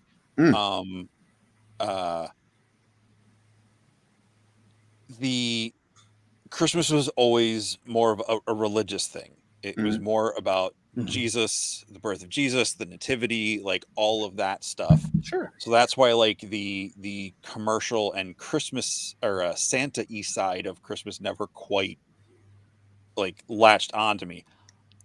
You know me, Curtis. You know I live in a fantasy world all the time. It's just not the Christmas fantasy world. Gotcha. I have nothing against anybody who loves these things or embraces them the way you do. It's just something that, like you said, you're not wrong about the little girl from Miracle on 34th Street. That's very similar, except I am allowed to have fun. I was allowed to believe in magic. Just Santa was just not one of those things because of the religious side of it. But I love, like I said, and that's what really brought me back was going back to my number 5 pick with Krampus just being, or was that my number 4 pick? I don't remember now. It was number 5. I think it was 5. Just how twisted that movie is. It took something that dark and messed up to flip flop for me to kind of get back on track and just like, I do love the magic of Christmas. I mean, I don't have any kids. I don't usually spend Christmas morning with people, not because for any Scrooge type mentality. I live alone. And my family's scattered all over the place. So, I'm not trying to be sad and pathetic. It's just, waking up. I just kind of enjoy at this moment, just taking in what other people are doing and seeing the joy and like hearing you guys talk about why you love these movies, even if I don't, has been awesome and amazing and makes me appreciate those movies for those reasons. Not that it'll make me watch them again if I didn't, but yeah. to me real quick, like I completely get what you're saying. The commercialization has definitely worn on me, especially over the years. I still take, and I know he's used in the commercialization, but like to me, Santa is separate from that. You know, Santa is the spirit of good, and like you're being good during the Christmas season, goodwill towards men, all that. Like that's all tied up in Santa to me. Probably much like you said, like that's the religious side to you. Like Santa encompasses a lot of those values for me. So like I don't tie him up into the commercialization because of that's not how he was presented in my childhood. So See, and for me, I think it's, over the past few years, there's been such a, I don't know, push to, not say Merry Christmas, but say Happy Holidays, and not, like Coca-Cola doesn't have the Santa on their cans anymore. It's just the panda. And, like there's been such a push to kind of do away with Christmas and do away with Santa that watching these things, especially the ones that I remembered from as a kid, and feeling that way again and being able to share that with my kids has been something that's really enjoyable. Yeah. So, but I do want to hear what Sean thinks of this movie, Santa Claus. So, I went on a date to see this when I was in high school, and so that's part of the connection for me. But and that was the first time I saw it. But over the years, like I think the thing that's kind of special or magical about this movie. Have any of you seen Unbreakable? I think Jesse definitely. Yeah. So there's the moment in Unbreakable, and for anyone in the chat, if you haven't seen Unbreakable, just turn off the sound for a minute or so. But there's that moment in Unbreakable after Bruce Willis manages to save the kids in that home that got invaded, and the guy was living there and messing and like tying people up and all that. And he went in and he at least managed to save those kids. And then the next morning, he slides the newspaper over to his son, and it shows Savior, and it's like the artist rendition of him as the hero doing what he did. And he looks at his son and says, "You were right," really quietly at the breakfast table. That moment is like watching this movie for me on like a magical level, I think, because there is that like him living with his, or not living, but him co-parenting and having his son like basically looking at him like, how do you not know how to do any of this stuff, and you don't have any fun, and there's no magic about you, but yet he's a toy maker. And then throughout the movie, the son believing in his dad again, and seeing the wonder of seeing something special about his dad, and all he's trying to do is be a good dad, but he was always too hung up on work and too hung up on his accomplishments, and his work was throwing bonuses at him, and the party and all that stuff in the beginning of the movie and stuff, if I remember right. Yeah, I like that take on it, because at the beginning of this movie, like his son isn't real happy with him. Like he has to spend time with him. He has to go spend time with him, and he really doesn't want to be there. And he's telling his mom, he wants her to pick him up like first thing in the morning and all this and that. But he starts to believe in his dad that he can be this, that he can be Santa Claus and he can do this and all this and that. And he starts to believe in him before Tim Allen believes in himself. Yep. Yeah. So that is really cool aspect about it, and I really hadn't really thought of that, but that's cool that you bring that up. Yeah, I mean that's what's special about it to me. I mean, I watched. That's another one that my daughter, when we got Disney Plus, she started watching it. And she watched it a couple different times that year, and I was forgetting half of the stuff about this movie. But that to me is like the heart of the movie. The fact that the son is seeing something about his dad that is remarkable, even though the dad doesn't see it yet. And then finally at the end, he embraces it, and then boom, the son's like thrilled to be with his dad because he finally, and it's not just because he's Santa Claus, but it's because his dad found his way again too, on top of all that.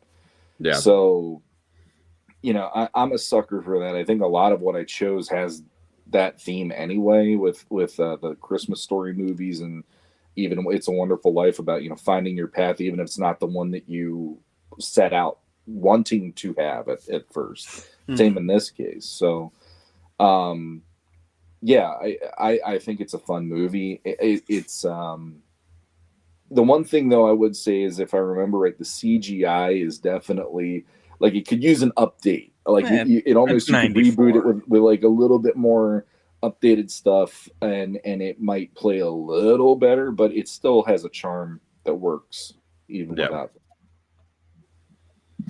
Agreed. Beautiful.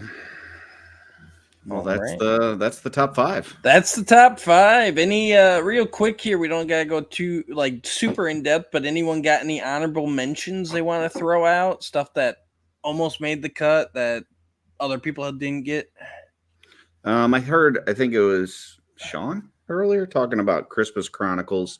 That's a really good one as well. I really like that one. But yeah, I mean, most of the other ones we've kind of talked about or touched on. Yeah, for me, Christmas Chronicles, that one has become a tradition in my house. My kids every year need to watch that one.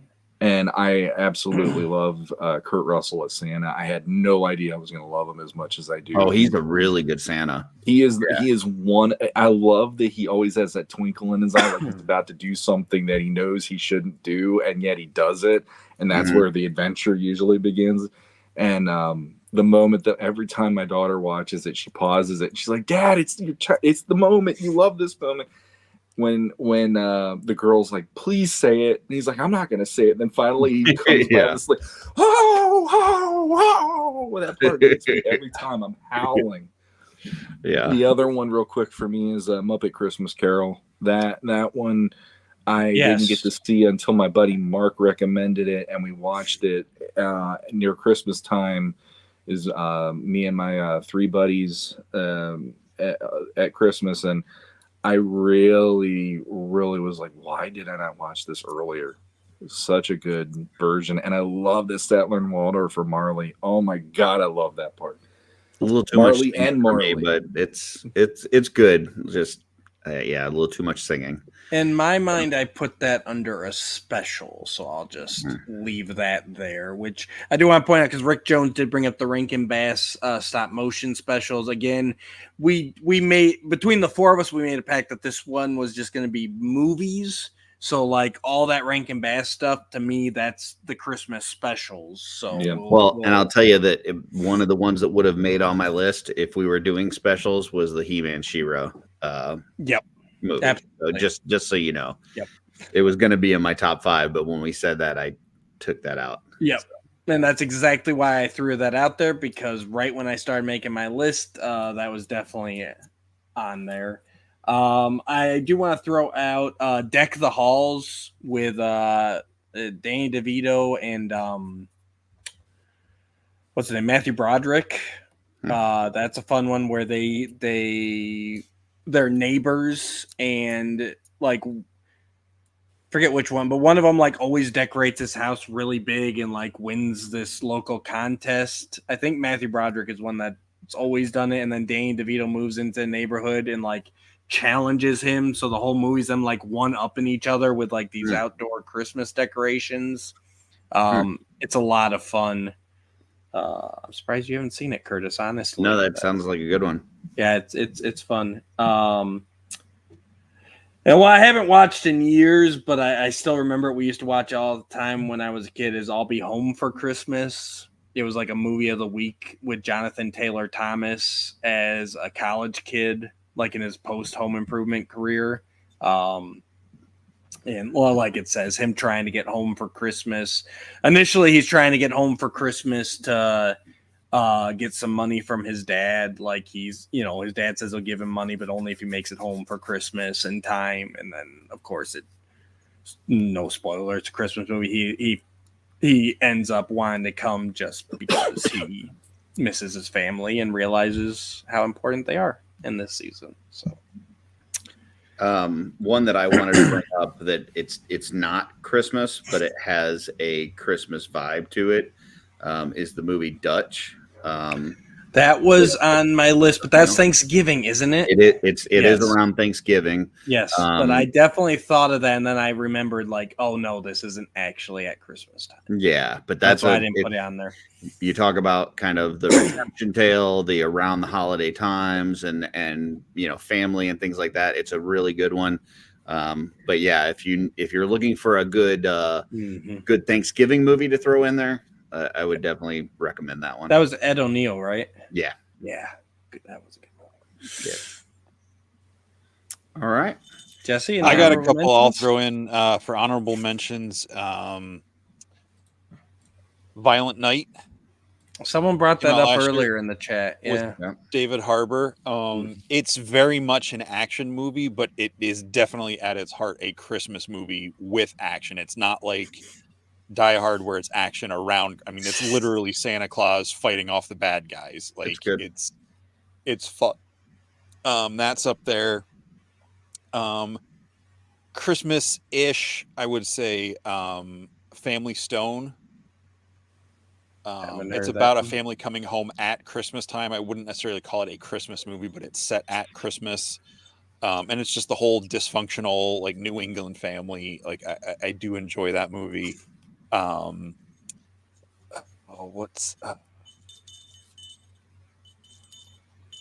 drawing a blank. I just had it in my head.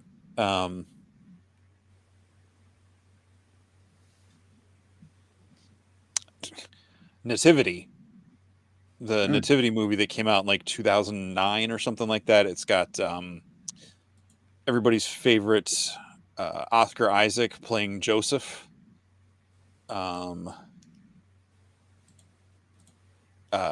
It's more, it's the whole story of like the nativity and like the wise men and the shepherds and all that jazz, but it's done pretty well. And it's got the girl that was in I can't remember her name. She was in Whale Rider. I think she played the queen in the last of the prequel movies of Naboo. I mean, so she's in it for like 10 seconds. But yeah, I thought it was a really, really good take on that story. Okay. All right. Very nice. All right.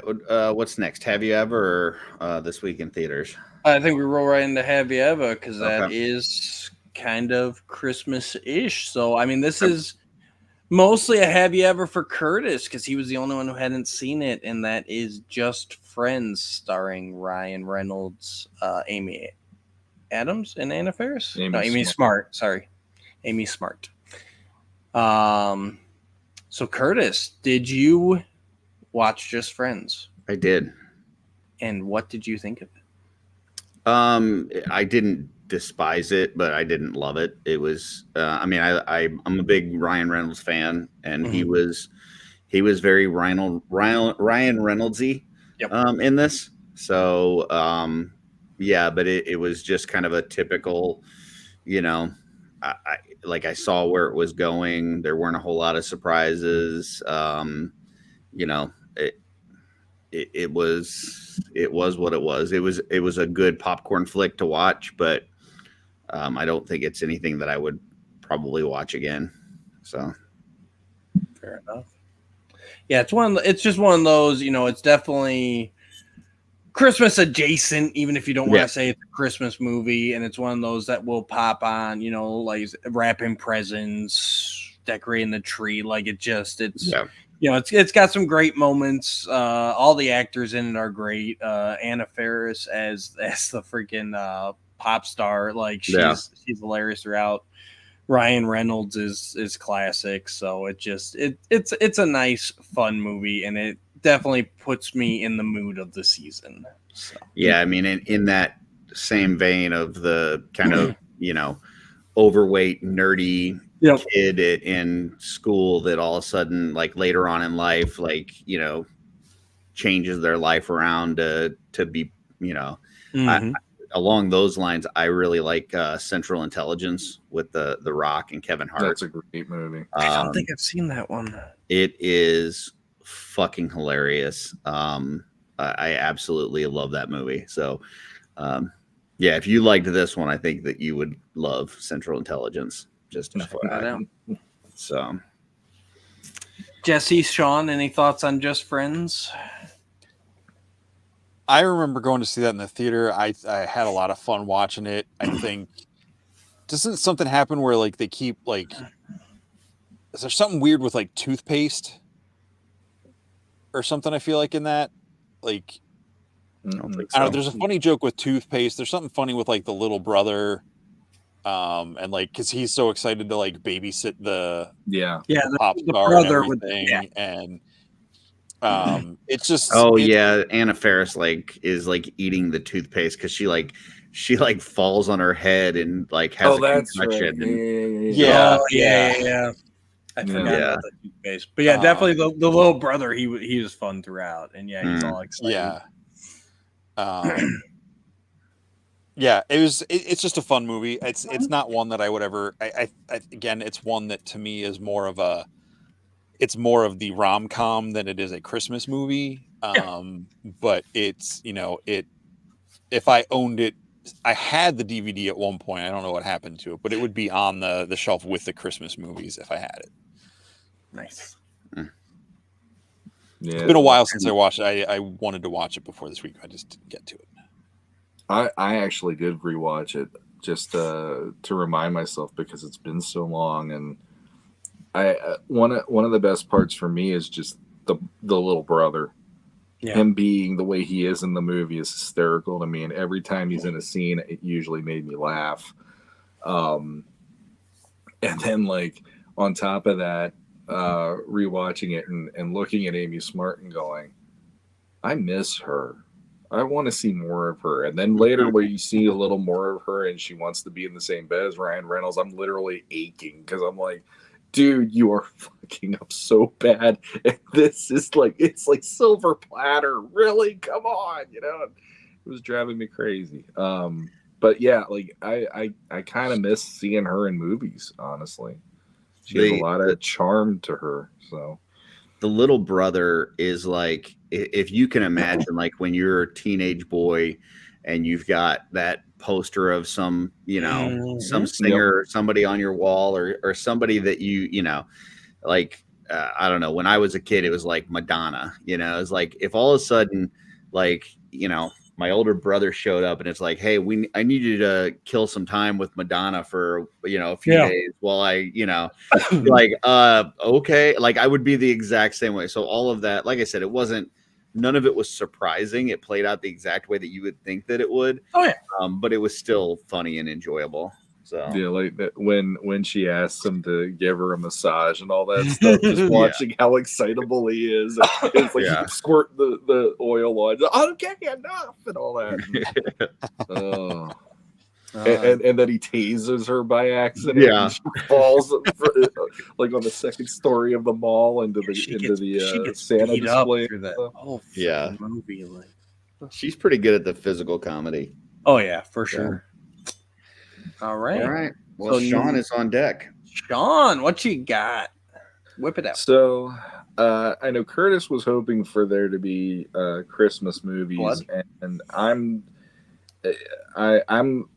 not. I mean, I've said a ton on this episode, so obviously I can't say I'm not a Christmas movie guy, but I've had this one on deck for a while, and it actually happens to be Christmas adjacent. So maybe that'll help. I don't know. Yeah. Lethal Weapon. No, actually, it's in the same vein though, because Shane Black, who wrote Lethal Weapon, also wrote this movie, but he directed this movie. Okay. It's a movie that is starring Robert Downey Jr. and Val Kilmer. It's called Kiss Kiss Bang Bang. Mm-hmm. This was one that came up when I was looking up the debatable Christmas movies. I didn't put it on there because I have never seen it, so I could not pass judgment on it. So it takes place spoiler at alert, Christmas. I haven't seen this movie, and you'll see Christmas things throughout. It is a Shane Black movie, which Shane Black, one of his claims to fame is most of his movies have Christmas. They're set at Christmas time. Mm-hmm. And this one is definitely one of those.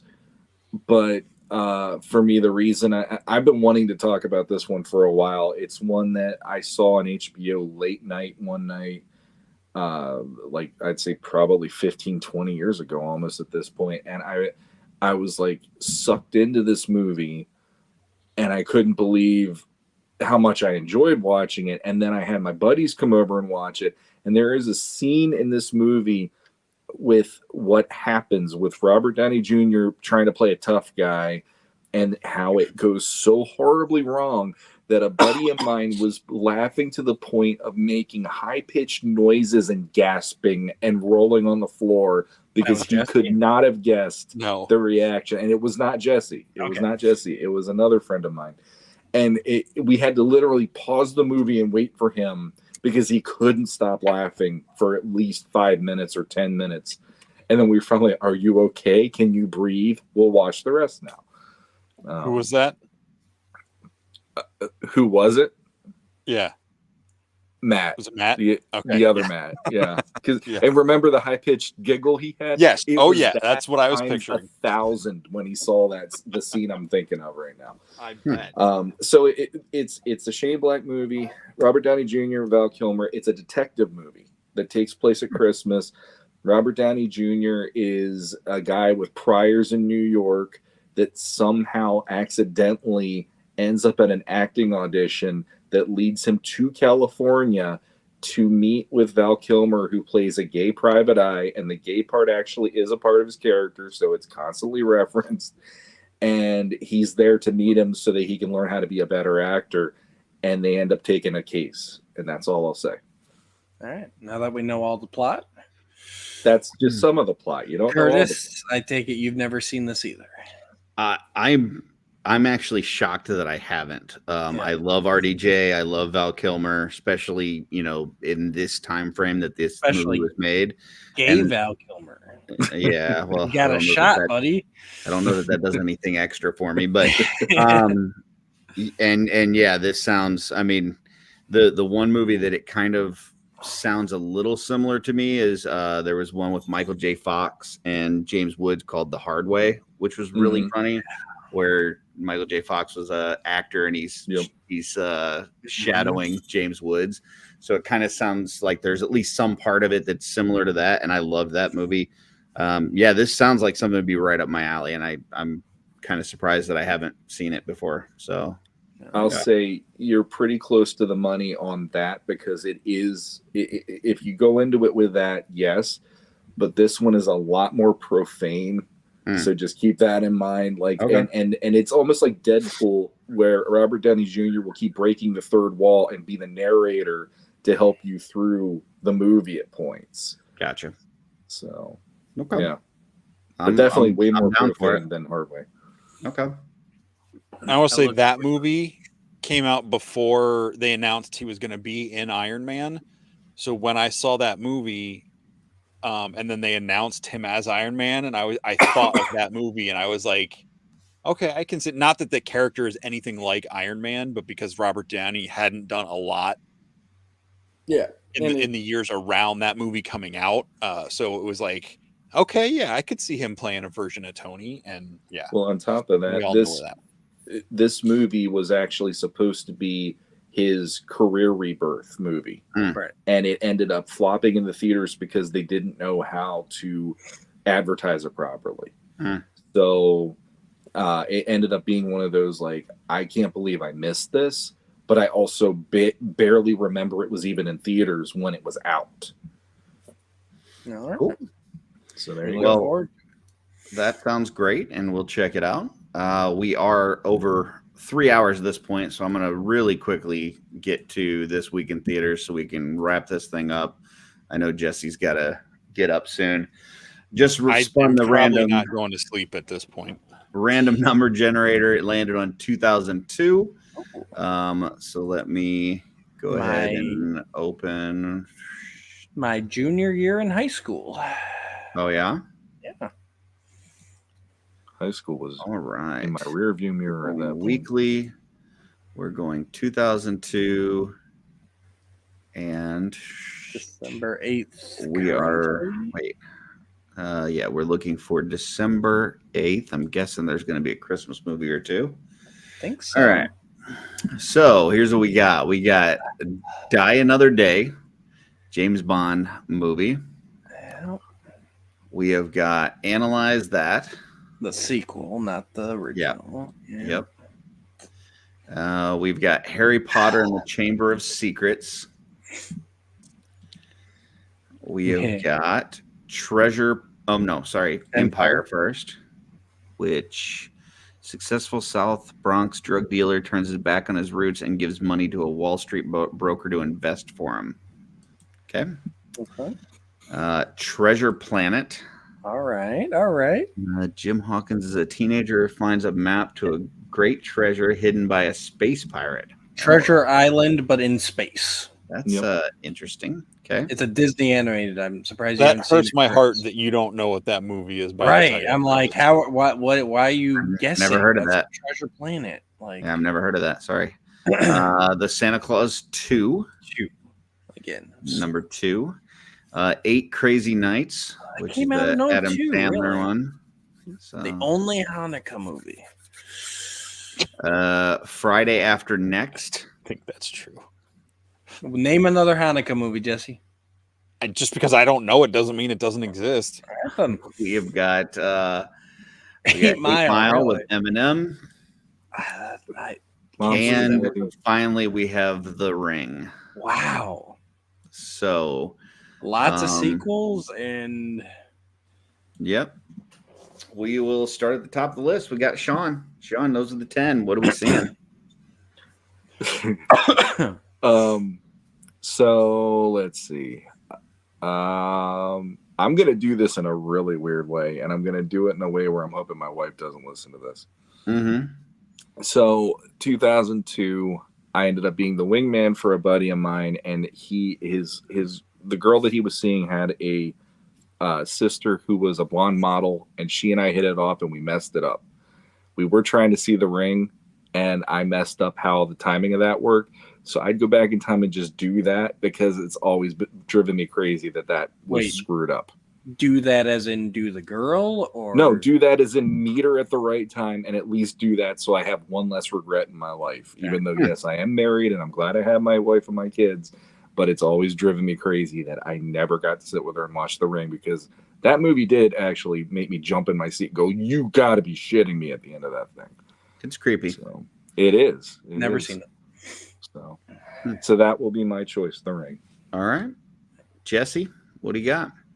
Treasure Planet. Okay. Which we saw together. I was going to say, Sean and I actually saw that in the theater together, but other than that, the only other one on this list I'd want to see in the theater again is Harry Potter and the Chamber of Secrets. Yeah. But that's a long-ass movie, and I've seen it a couple of times, so I don't need to see it in the theater again. Gotcha. I did Analyze That. I thought it was good. 8 Mile is probably the movie that I enjoyed the most on this list that I've seen. But that Treasure Planet sounds pretty interesting. I think I'm going to go check that out. And I'm probably going to, I put it on my list and I'll get through the holiday themed ones first. And then that'll be the next one after I get through my holiday themed movies on my list. So.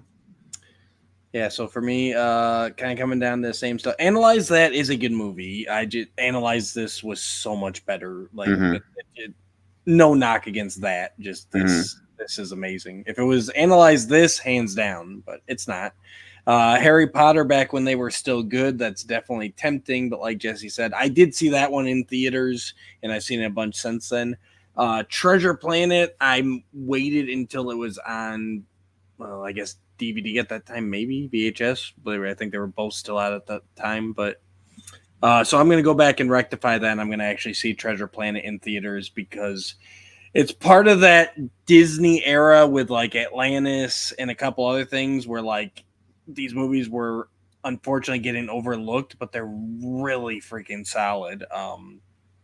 So yeah, Treasure Planet is amazing. I'd love to see it in theaters. So let's go snuggle, boys. Beautiful. Sean, have fun with your girl over in the ring. And just the future won't hold anything for me, but I'll still at least have that one less regret. That's all. I do love Atlantis, but it is like 70% a rip off of Stargate. Okay. Yes, but I do like it. I also love Stargate, so yes, right. And just as a reminder, in case anybody forgot, 2002, this is also the year that we had to listen to every person and their mother talk about Big Fat Greek Wedding for almost a year. Still one of my wife's favorite movies, and I did not see it until after we were married. So. I still haven't seen it, just based on the fact that everybody talked about it for an entire year, and I just couldn't. I was like, I'm not going to watch this. So it might be the greatest movie of all time, and I'm not going to watch it just because I'm just. It's a decent movie, but in 2002, I was definitely with you. I'm like, it cannot be this good, and I'm too cool with it. We were Matt Rodriguez in it, is what we were doing. A little over a week later from this, Two Towers came out, and you know I'd be back in the theaters for that in a heartbeat. Well, there you go. So hopefully we don't get 2002 next time, because we'll know what Jesse's answer will be. Well, that won't be the same week though. It'll be the week after. Well, no, it'll be. Oh, yeah. God. Dude, that thing had to have been on that list. Yeah. That thing had to have been in the top 10 for at least a month. Like, when movies actually used to stay in the theater. Yeah, Two Towers made all of the money. So there it is. There's our Christmas special. It was everything I thought it could be. Now, thanks for tuning in, guys. Nice, consistent all the way through. People hung in there with us. We appreciate you all.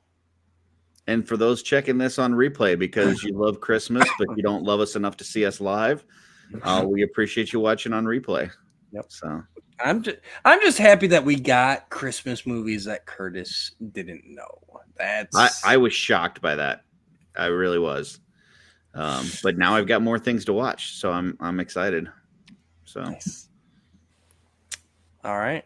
And I'll you know me, I'll let you guys know what I think about your picks. Absolutely. So I look forward to it. You can just tell me you don't like it. You don't have to tell me I'm the worst human that existed for saying that I liked it. That's how Curtis says things. No, I don't think say that. I could never think you're the worst human because I absolutely adore you, Jesse. And he knows me, so yeah. I just think that It's a Wonderful Life would have been a much better Power of One than Power of One is.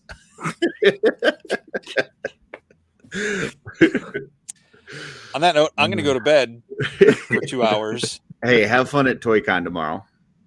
I will. Enjoy yourself. Bring me back something pretty.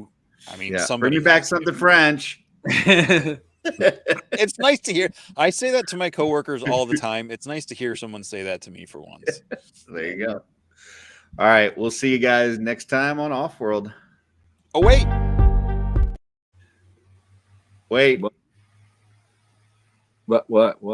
He hit the wrong video anyways, so. Shooting the Shelf Sunday night. We don't only just have Sherry on, we also have Bill Mancuso joining us, who is a last-minute addition. So make sure you turn into Shooting the Shelf Sunday night, 8 p.m. Eastern.